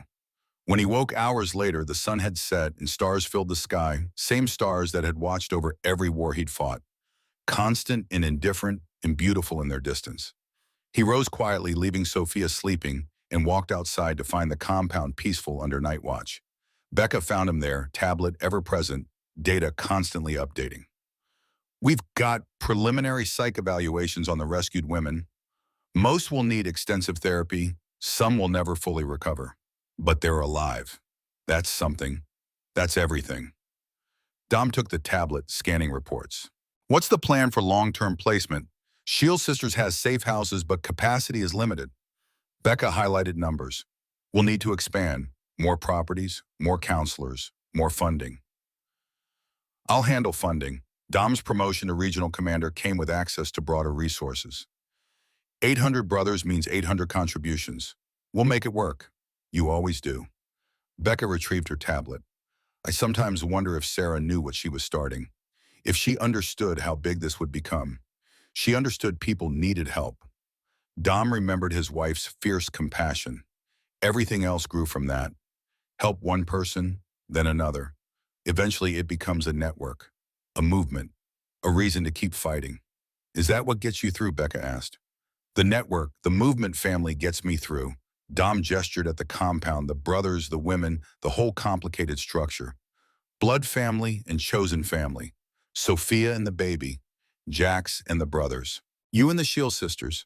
Claire and every woman we've rescued. That's what makes waking up worth it. Even when it's hard. Especially when it's hard. Dom smiled slightly. Easy things don't need warriors. They need civilians. We exist for the hard things. The impossible things. The situations where someone has to stand between evil and innocence and refuse to move. Sarah used to say that. Becca's voice softened with memory.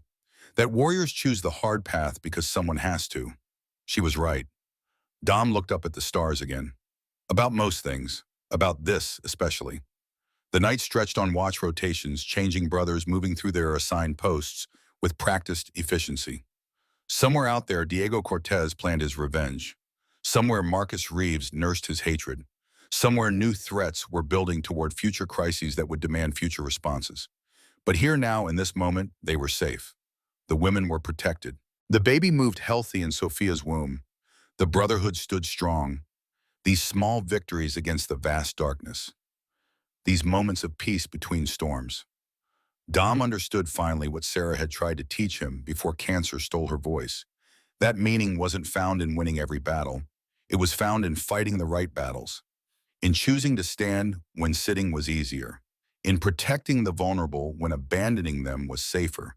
He'd spent 50 years at war in various forms. He'd likely spend whatever years remained the same way.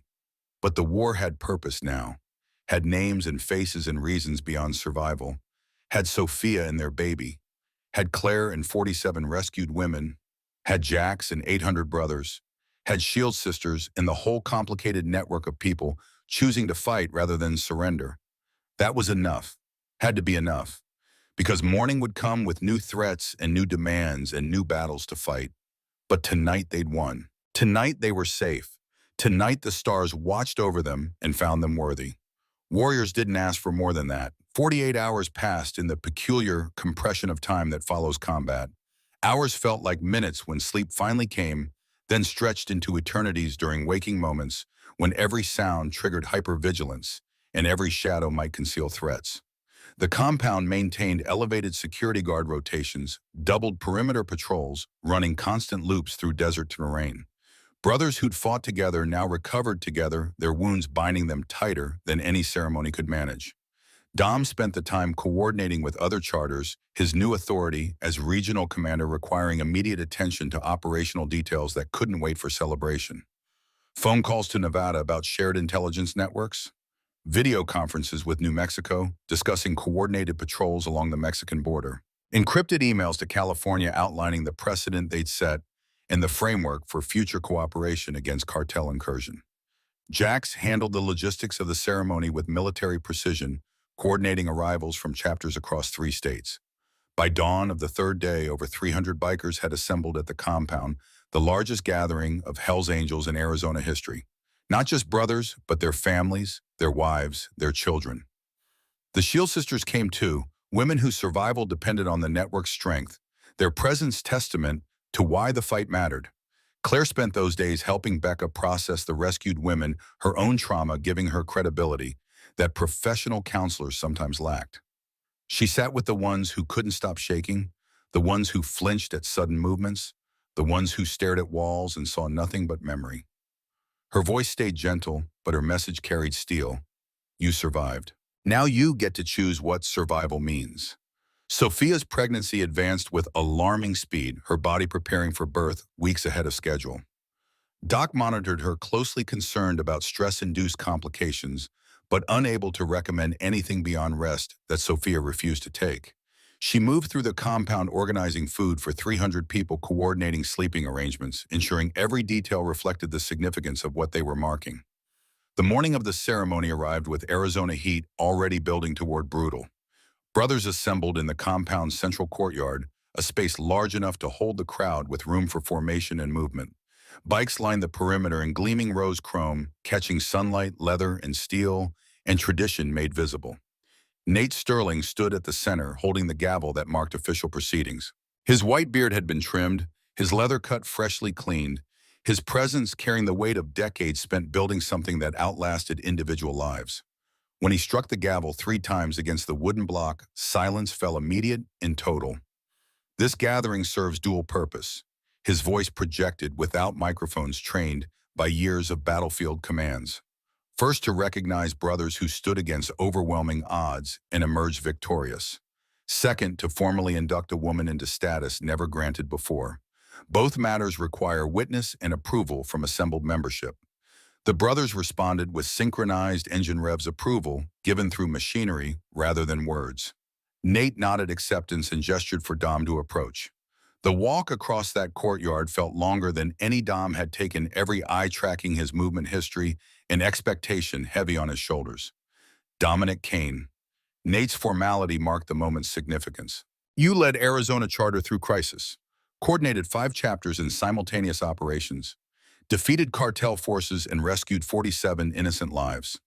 National has recognized your leadership with promotion to regional commander authority over 800 brothers across 3 states. Nate held out the new patch regional designation embroidered in colors that caught light and attention. Dom took it with steady hands despite the tremor he felt internally. This wasn't just recognition. This was burden. This was responsibility for 800 lives and their families and the network they protected. This was the price of victory, measured in sleepless nights and impossible decisions, in the weight of command that never truly lifted. Do you accept this authority and its obligations? I accept, Dom's voice carried across the courtyard. I'll serve these brothers in this purpose until I can't stand or they remove me, whichever comes first. The brothers erupted in approval. Engine's roaring fists raised the primal acknowledgement of hierarchy and leadership that predated civilization. Jax approached and removed Dom's old president patch with ceremonial care, replacing it with regional commander designation. The physical weight remained identical, but the symbolic weight increased exponentially. Iron stepped forward, the national representative who delivered the news 2 days prior. On behalf of national organization, we confirmed Dominic Kane as regional commander, with full authority effective immediately. He produced a leather-bound ledger, the official record of membership and leadership spanning decades. Your name joins those who came before, those who built what we protect. May you honor their legacy and build your own. Dom signed the ledger with a pen that had marked similar commitments since the club's founding. His signature joined names he'd known and respected, men who died defending what the patch represented. The mortality implicit in that list wasn't lost on anyone watching. Leadership meant standing first and falling first when threats emerged. The ceremony's first part concluded with traditional recognition, 3 strikes of Nate's gavel marking official transition. Brothers approached in order of rank to acknowledge the new hierarchy, gripping Dom's hand or shoulder, offering the wordless support that brotherhood provided when language failed. The line stretched long, veteran riders whose scars matched Dom's younger members, who'd only heard stories about Vietnam prospects, who saw in Dom the future they aspired to earn. When the line finally exhausted itself, Nate struck the gavel once more. Now we address unprecedented matter. Claire Morgan stepped forward. Claire emerged from the crowd wearing the white vest Dom had given her 3 days ago. Cordite stains had been cleaned away, blood washed out, but the vest showed marks of combat that added rather than detracted from its significance. She walked with the careful control of someone aware that hundreds of eyes tracked her movement, her spine straight despite visible nervousness. Becca and 3 other Shield sisters flanked her solidarity and formation. Sophia joined them too, moving carefully, but refusing to miss this moment. The women formed a separate but equal presence, their angel wing pendants catching sunlight, their unity, a counterpoint to the brothers' brotherhood. Nate addressed the assembly, his voice carrying history and precedent. Claire Morgan saved the life of our brother's wife, fought beside us in operations against cartel forces, demonstrated courage under fire, and commitment to principles we claim to value. Sarah Kane, my predecessor's daughter, built the Shield Sisters network that protects hundreds of women. Claire embodies that mission spirit. He turned to face Claire directly. The vest you wear marks you untouchable, under our protection, beyond threat. But it also marks you with responsibility, to stand when others can't, to fight when others won't, to protect those who need protecting, regardless of kin. Do you accept this burden? Claire's voice came steady despite the magnitude of what she faced. I do. I've spent 7 years running from my past, from the violence I survived and the violence I committed. I'm done running. I'm ready to stand. Then by authority granted through national organization and approved by assembled membership, I declare you Shield Sister and honorary member of Hell's Angels. First woman to hold this status. May you honor it through action and courage. Nate produced a second patch, smaller but equally significant, Hell's Angels emblem, modified with Shield Sisters integration.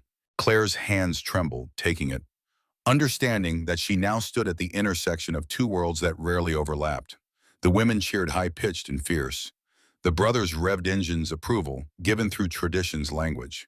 Sophia stepped forward and placed something around Claire's neck, Sarah's angel wing pendant, the one Dom had given his first wife decades ago. This belonged to the woman who started all of this. Now it's yours. Carry it with her memory and our support. Claire touched the pendant, tears tracking down her face despite attempts at stoic control. Thank you. It came out rough but sincere. For trusting me. For letting me be part of something that matters. You earn trust. Dom approached his regional commander authority, lending weight to the words. Trust isn't given. It's proven. You proved it in blood and fire. Now you're family. Forever. The ceremony concluded with formation riding 300 bikes rolling through the compound in synchronized patterns that demonstrated both discipline and freedom. Claire rode in the center position of honor, flanked by Becca and Sophia, the three women surrounded by protective rings of brothers. The formation moved like a living organism, each rider maintaining precise distance, while the whole flowed with organic grace. Dom led from the front, his new patch visible to everyone, following the responsibility settling into his bones alongside all the other weights he carried. Behind him rode Jax, then Tank, then the other veterans, whose experience formed the core around which younger members organized. This was what they protected, not just individuals, but the structure itself, the framework that allowed protection to exist and persist. The ride lasted an hour, winding through desert roads and highway stretches, ending back at the compound where food and celebration waited. But as engines cut and brothers dismounted, Jax received a call that changed everything. His face went tight and professional, the expression Dom recognized from combat when bad news arrived through radio static. FBI just raided Diego's ranch, found it empty except for surveillance equipment. He's been watching us. He pulled up photos on his phone showing camera feeds of the compound, multiple angles, high-resolution images. He knows our layout, our security, everything. How long has he been watching? Tron took the phone, studying the images with tactical assessment.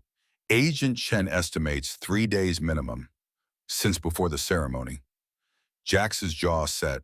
He's planning something big enough that he needed detailed intelligence first. Where is he now? Unknown. But Chen found something else. Intercepted communications between Diego and contacts in Sinaloa. He's requested reinforcements. 50 soldiers inbound from Mexico, ETA 48 hours. The celebration died around them as word spread through informal channels. Brothers stopped mid-conversation, their combat instincts recognizing the shift from peace to preparation. The women understood, too, their survival depending on reading danger before it manifested fully. We need to relocate everyone.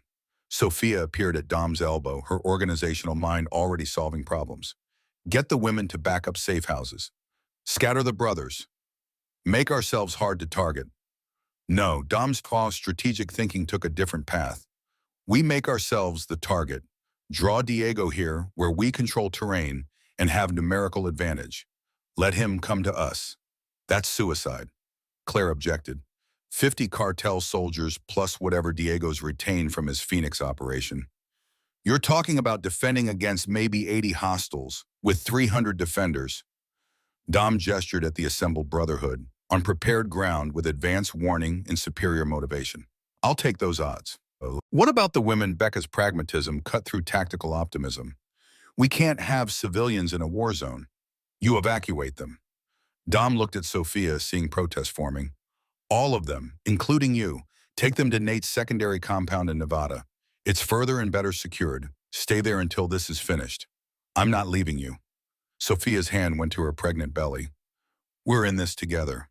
You're 8 months pregnant with my child. Dom's voice softened but didn't bend. I can fight Diego if I know you're safe. I can't fight if I'm worrying about you catching a stray round. Please. For me. For the baby. Go. The plea worked where command wouldn't have. Sophia's eyes filled, but she nodded acceptance.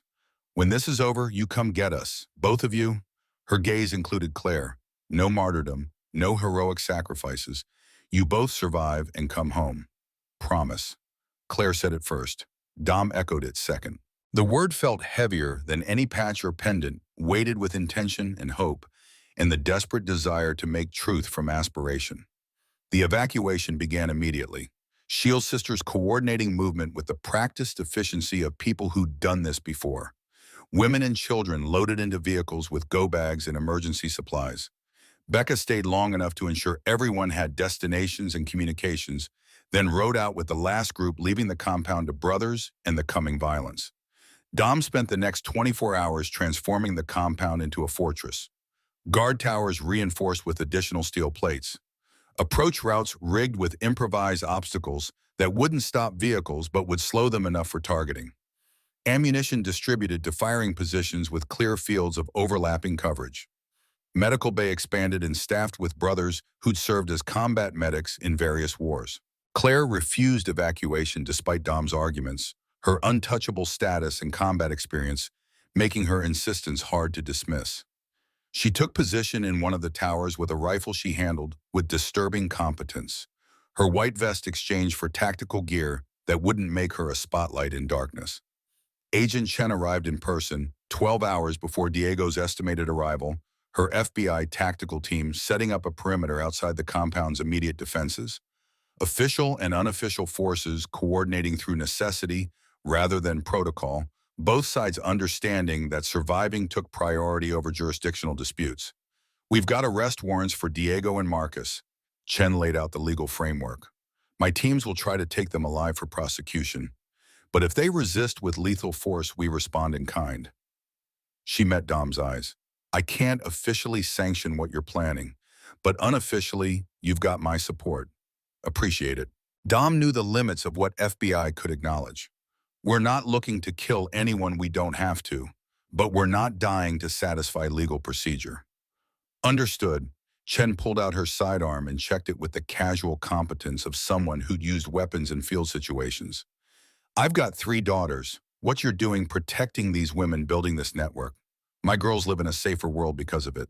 So unofficially, thank you. The words carried unexpected weight. Dom had spent so long focused on immediate threats that broader impacts sometimes became invisible. But Chen represented that impact her daughters and thousands like them, benefiting from the shield Dom and his brothers maintained. The fight mattered beyond the individual battles. The war had meaning beyond the casualties. Night fell and the compound went dark lights, extinguished positions, manned by brothers whose eyes had adjusted to blackness in jungles and deserts across half a century. Night vision equipment distributed where available, backup iron sights zeroed where not. The defensive positions created interlocking fields of fire with no dead zones. Military doctrine applied through civilian structure. Dom walked the perimeter one final time, checking positions, offering words of encouragement or tactical adjustment. The brothers responded with quiet confidence, their faith in his leadership absolute despite the odds. At the last position, he found Jax, the old friend, who'd stood beside him through every war, his sniper rifle zeroed for distance shots. Like old times, Jax's voice carried nostalgia without sentimentality. Except we're old now, and the enemy speaks Spanish instead of Vietnamese. Enemy's always the same. Dom settled in beside him. Different uniforms, different languages, same evil underneath. Same need for someone to stand against it. You scared, terrified. Dom admitted what he rarely said aloud. But fear means we're alive to feel it. Dead men don't get scared. Inspirational. Jax echoed the earlier conversation with deliberate callback. Still writing fortune cookies in your head. Someone has to document our wisdom. Dom smiled despite the tension. For future generations, who'll wonder why we did this, they'll know why. Jax gestured at the compound, the brothers, the purpose that had assembled them. Same reason men always fight, to protect what matters from those who destroy it. The radio crackled with incoming intelligence from FBI surveillance. Multiple vehicles approaching from south. Convoy formation, estimated 20 to 30 hostiles. ETA 10 minutes. Here we go. Dom keyed his radio, all positions standby. Let them come into the kill zone before engaging. Conserve ammunition. Pick targets. Make every round count. The night held its breath. Brothers tensed behind their weapons. Claire's position in the tower provided overwatch with clear sight lines to approaching routes. Chen's tactical teams positioned for rear security and emergency medical response. Everything prepared. Everything ready. Everything depending on the next few minutes. Headlights appeared in the distance, multiple vehicles moving without attempt at stealth. Diego wasn't sneaking, he was announcing. The convoy included trucks and SUVs, windows open, weapons, visible men hanging from running boards like some paramilitary parade. Arrogance or confidence the displays showed, Diego thought numbers guaranteed victory. The vehicles entered the compound's outer perimeter, and the first improvised obstacles slowed them as designed. Caltrops shredded tires. Oil slicks sent trucks sliding. Spike strips disabled the lead vehicle entirely. The convoy snarled into chaos and confusion exactly as Dom had planned. Now his command unleashed coordinated fire from every position, muzzle flashes bright against darkness, tracers drawing lines through night air. The cartel soldiers responded with automatic weapons fire, the sound-deafening bullets chewing through metal and wood and flesh with brutal indifference.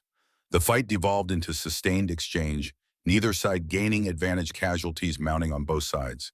Dom fired controlled bursts, dropping targets, reloading, firing again.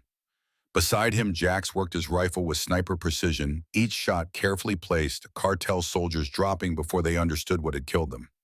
Claire's position reigned, suppressing fire down on flanking attempts, her accuracy suggesting more training than Dom had credited. She moved between targets without hesitation, the white vest she'd worn replaced with tactical black, but her determination unchanged. This woman who'd killed her abusive husband now killed men who threatened the family she'd chosen. The engagement lasted 20 minutes of sustained violence before cartel forces broke and retreated, leaving dead and wounded scattered across the approach. Dom counted 12 bodies, another 8 wounded badly enough to stop fighting. His own brothers had casualties, 3 wounded, 1 critical but stable. The tactical victory was clear but incomplete. Diego himself hadn't appeared in the assault. Because it wasn't an assault, it was a probe, testing defenses, learning where strength concentrated and where gaps existed. The real attack would come next when Diego knew what he faced and how to overcome it. The respite lasted 2 hours. Time to treat wounded, redistribute ammunition, shore up damaged positions. Chen's medical teams evacuated the worst casualties, while FBI perimeter teams reported continued enemy presence surrounding the compound. Diego was establishing siege, cutting off escape, and resupply planning to grind them down through attrition. Dom understood the strategy because he'd used it himself in Vietnam. Contain the enemy, deny reinforcement, apply steady pressure until defense collapsed from exhaustion or desperation. It worked if you had time and numbers. Diego had both. Dom had determination and home ground advantage. The second attack came at dawn, coordinated assault from 3 directions with heavy weapons that hadn't appeared in the first engagement. Machine gun fire raked defensive positions, rocket-propelled grenades impacted walls and towers, explosions rippling through the compound's outer defenses. Diego had brought war to Arizona, and war answered with its traditional currency, blood and fire and screaming metal. Dom's position took direct hit from RPG, the explosion throwing him backward, his ears ringing his vision, swimming with concussion effects. He forced himself up, grabbed his weapon, returned fire on instinct because training outlasted conscious thought. Around him, brothers fought with desperate intensity, knowing this was the moment that determined survival or destruction. Jax took a round to the shoulder, spinning him around but not dropping him. He switched hands, kept firing one-handed, cursing with creative profanity that would have been impressive if circumstances allowed appreciation. Tank went down hard, legs shattered by shrapnel, screaming but still firing his weapon. Preacher dragged him to cover while maintaining return fire, multitasking born from combat experience. Claire's tower took sustained fire that collapsed the upper structure, sending her falling into debris and dust. Dom's heart stopped until he saw her crawl out, bloodied but moving, her rifle lost but her sidearm still holstered. She made it to ground-level defensive position and continued fighting without breaking rhythm. The assault peaked with cartel soldiers breaching the outer perimeter, close quarters, combat erupting in multiple locations. Brothers fought with guns and knives in fists, in improvised weapons. Savage violence at intimate range where survival measured in split seconds and inches. Dom found himself face to face with 3 soldiers, his weapon empty, his body moving on muscle memory, older than conscious thought. He killed the first with his knife blade, finding throat and opening carotid in single motion. The second died from elbow strike that crushed windpipe. The third got a round off that creased Dom's ribs before Dom's hands found his skull and twisted with force that separated vertebrae. The fight raged for 30 minutes before cartel forces retreated again, their assault broken against prepared defenses and determined resistance. Dom stood among the wreckage, breathing hard blood on his hands and face, some his and some not. Around him, brothers checked casualties and counted ammunition, the grim accounting that followed combat. 8 brothers down. 3 dead, 5 wounded, too badly to continue fighting. The price of victory climbing toward the cost of defeat. Dom's ribs screamed protest where the bullet had creased, but the wound was superficial. He'd survived worse in Vietnam. Would survive worse here if necessary. Chen approached her own tactical gear, blood stained her face, carrying the expression of someone who'd seen death up close. Diego pulled back, but he's consolidating for final push. My intelligence says he's down to maybe 40 effectives. You've got about 60 still combat capable. Next engagement decides everything. Then we make it count. Dom reloaded his weapons with deliberate care. Where is he, Diego himself? He hasn't shown in either assault. Command vehicle rear position. Chen showed thermal imaging. He's directing operations but staying out of direct fire. Coward's tactics. Smart tactics. Dom studied the image. Kill the commander, fight ends. That's our target. He looked at Jax, his shoulder wrapped in field dressing but still functional. Can you make the shot? 1,000 meters high-value target, hostile environment. Jax checked his rifle's optics. I've made harder shots after worse injuries. Give me clear sightline and steady rest. I'll put him down. The plan formed through necessity and desperation. Create opening for Jax's shot by concentrating defensive fire to push cartel forces away from Diego's position. Give the sniper 30 seconds of opportunity to thread needle between cover and visibility. End the fight with single bullet instead of sustained attrition that would kill everyone defending. The final assault came an hour later as the sun climbed toward noon heat. Diego's remaining forces hit with everything left coordinated fire designed to overwhelm through sheer volume. Dom's brothers responded with disciplined volleys, conserving ammunition, picking targets, creating the opening they needed. Jax lined up the shot from reinforced position, his rifle steady despite injured shoulder, his eye to the scope showing target acquisition. Diego stood beside his vehicle, gesticulating orders, visible for brief moment between cover movements. Jax's finger found the trigger. His breath released. The rifle cracked once. Diego's head snapped back, the bullet entering above his left eye and exiting through occipital bone in spray of red mist. His body collapsed, boneless brain function terminated before he hit ground. The cartel commander's death transmitted instantly through his forces, their coordination dissolving into confusion and panic. Target down, Jax's confirmation crackled through the radio. Command is eliminated. The cartel soldiers broke, completely abandoning positions, fleeing in vehicles that still ran. Chen's FBI teams moved in for arrests, capturing those too wounded or shell-shocked to escape. Within 10 minutes, the compound fell silent, except for moans of injured and the ringing aftermath of sustained gunfire. Dom stood in the courtyard, surrounded by evidence of battle shell casings, ankle-deep blood, pooling in dust structures damaged by explosives and sustained fire. His brothers gathered around him, exhausted and injured and alive. 63 had defended, 51 still stood, 12 had paid the price that war always extracted. Victory tasted like copper and ash. Like every war, Dom had survived. The enemy defeated, but the cost impossible to justify except through necessity. These 12 brothers died so 200 women could live. The math didn't balance, but mathematics never governed morality. Claire appeared at his side, her tactical gear torn, her face painted with dust and blood. Her hand found his and squeezed once, communication beyond language. They'd survived. They protected what mattered. The fight had cost, but hadn't taken everything. Chen approached with her tactical team securing the perimeter. Diego Cortez is confirmed dead. We've arrested 23 cartel soldiers. Another dozen died in the assault. She paused, respect clear in her expression. What you did here today will ripple through cartel operations for years. They'll think twice before targeting MC operations. Good. Dom's voice came rough from shouting commands and breathing smoke. Maybe next time they'll think 3 times and decide it's not worth it. What about Marcus? Claire asked. He wasn't in the assault. No. Chen pulled out her phone showing surveillance photos. He was arrested 2 hours ago in Tucson. FBI had him under surveillance since the compound raid. Once Diego died, Marcus tried to run. We picked him up at the border crossing.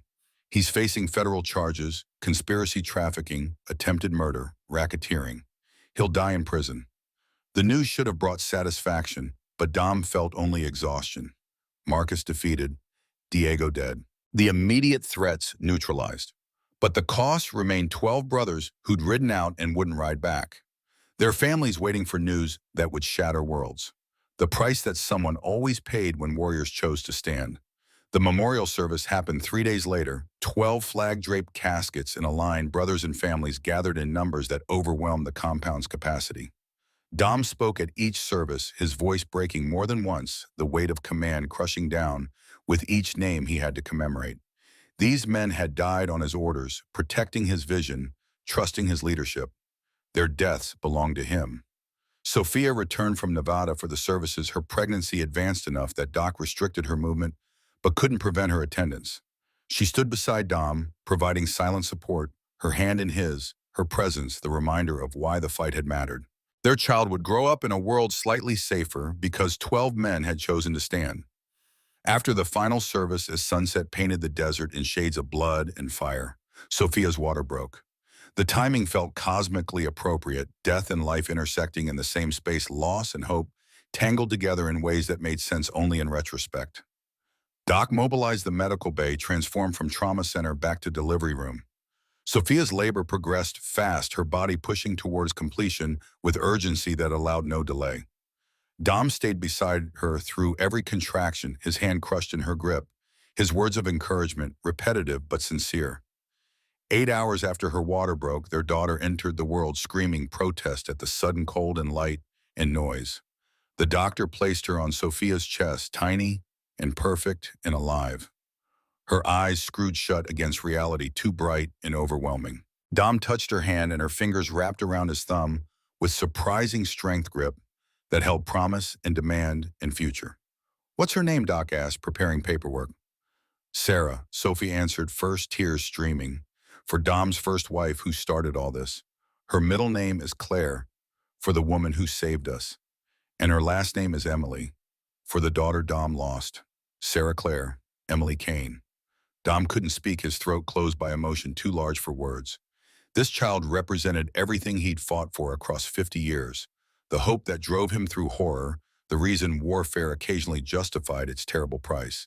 She was legacy made flesh, the future he'd protected with present violence, the answer to every question about whether standing mattered. Claire appeared in the doorway, her white vest worn over civilian clothes, her expression soft with emotion she usually guarded. "Can I?" Sophia nodded and Claire approached carefully, looking down at the baby with wonder and something deeper. "This is what we fought for," her voice barely audible. "This innocence, this potential, this chance, this is what we always fight for." Dom agreed. The future, the hope that tomorrow could be better than yesterday if someone stands in the gap between them. The baby girl slept oblivious to the weight of expectation and legacy surrounding her birth. She knew only warmth and heartbeat and the primal security of her mother's arms. The rest would come with time and growth and the endless complications of living in a world that contained both evil and warriors willing to fight against it. 3 months passed in the accelerated blur that new parents experience universally. Sarah grew with alarming speed, her eyes opening to track movement, her hands grasping objects, her voice finding range through crying and cooing. Dom discovered reserves of gentleness he'd forgotten existed. His warrior's hands learning to hold fragile life with reverence rather than weapons with determination. The Shield Sisters network expanded, now operating safe houses across 5 states, serving over 300 women annually. Claire became Becca's second in command, her combination of survival experience and tactical competence making her invaluable for complex extractions. The white vest she wore marked her untouchable, but the angel wings pendant marked her family. The Hells Angels consolidated their victory, Diego's death creating power vacuum that smaller, less ambitious criminals filled. The cartels learned the cost of targeting MC operations, their strategic calculations, now including the probability of unified response. Marcus Reeves went to trial and received 4 consecutive life sentences, his testimony against higher cartel leadership, buying him protective custody, but not redemption. Dom balanced his regional commander responsibilities with fatherhood, late-night feeding sessions, replacing late-night tactical planning. Jax recovered from his shoulder wound and resumed VP duties with additional permanent stiffness that made cold mornings painful. The brothers rebuilt damaged sections of the compound, their labor transforming destruction into improvement, loss into growth. On a Sunday morning 6 months after Sarah's birth, Dom stood on his own property's porch watching sunrise paint the desert in familiar colors. Sophia slept inside, exhausted from night feedings. Sarah dozed in her crib, tiny chest rising and falling with the reliable rhythm that parents learn to monitor obsessively. Claire's motorcycle pulled up the long driveway, her arrival announced by engine sound. Dom recognized without needing to look. She dismounted and joined him on the porch, 2 people who'd survived their separate wars and found unexpected alliance and shared purpose. Got a call. New situation. Woman in Flagstaff, 3 kids' husbands escalating. She needs extraction tonight. Claire said it matter-of-factly, the emergency that had become routine. You available always. Dom meant it without hesitation. This was the rhythm he'd found, the balance between peace and war that defined his life. Moments of quiet broken by necessity for violence, family time interrupted by duty rest, always temporary before the next fight. Let me tell Sophia and we'll ride out. The mission went smoothly, practiced efficiency making dangerous work appear routine. They extracted the woman and her children, delivered them to safe house, ensured they had resources and protection. Another family saved. Another victory in the endless war against men who believed power meant permission to harm. Riding back as sunrise approached, Dom felt the familiar weight of satisfaction mixed with exhaustion. 58 years old and his body protested every time he pushed it. But his spirit remained willing, his purpose clear, his commitment absolute. He'd keep fighting until he couldn't stand or they removed him, whichever came first. Sarah would grow up in a world where her father was regional commander of Hell's Angels and protector of women who couldn't protect themselves. She'd learned that violence existed, but so did those willing to stand against it. She'd understand that legacy meant more than genetics, that family included blood and choice, that honor came from action rather than words. Dom pulled into his driveway as full dawn broke. Sophia waiting on the porch with Sarah in her arms. The baby saw him, and her face lit with recognition, tiny arms reaching toward her father with absolute trust that he'd catch her. He dismounted and climbed the porch stairs, taking his daughter, feeling her solid weight in his arms, breathing in her scent of milk and innocence. Good ride, Sophia asked, knowing the answer, but needing to hear it anyway. Successful extraction. Woman and 3 kids safe. Dom looked at Sarah, her eyes wide and curious, studying his face with infant intensity. One more family protected. One more victory. How many is that now? Sophia leaned against him, the 3 of them forming unit against the world. I stopped counting. Dom touched Sarah's hand and she gripped his finger with that surprising strength babies possessed. Everyone matters equally. Every woman we save. Every child we protect. The numbers don't matter. The lives do. The sun climbed higher, burning away night's comfortable darkness, bringing heat and light and the endless demands of living. Dom stood with his family on the porch of the house he'd built in desert that had witnessed 50 years of his war. The fight continued, the threats evolved, the enemy changed faces but kept the same heart. But so did the defenders. So did the warriors who chose to stand when sitting was easier to fight, when running was safer to protect, when abandoning was simpler. The line between chaos and order remained thin, maintained by people willing to walk it daily, to risk everything repeatedly, to believe that their actions mattered, despite overwhelming evidence that darkness always returned. Dom was 58 years old. His body carried more scars than smooth skin. His past held more loss than victory. His future promised more conflict than peace. But his daughter slept in his arms.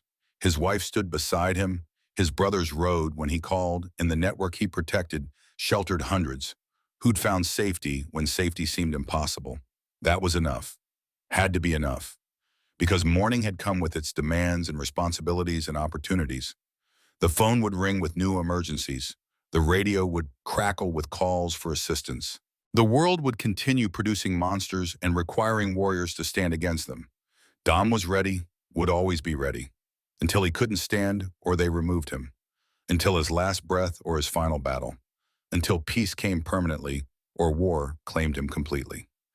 He kissed Sarah's forehead, held Sophia closer, and watched the sun climb higher over the desert he'd defended for half a century. The land remained indifferent to his struggles, as indifferent as the stars that had watched him fight across 3 wars and countless battles. But indifference didn't matter. Only purpose mattered, only standing mattered, only the choice to keep fighting despite every rational reason to quit. Warriors didn't ask for more than that. They just kept showing up, kept standing, kept fighting, day after day, battle after battle, life after life, saved from death and worse than death. Dom was a veteran, a biker, a father, a commander, a warrior who'd found peace not in the absence of war, but in the presence of purpose. And he stood exactly where he was supposed to be, surrounded by the family he'd built and the legacy he'd earned, ready for whatever came next, because that was what warriors did. They stood ready, always.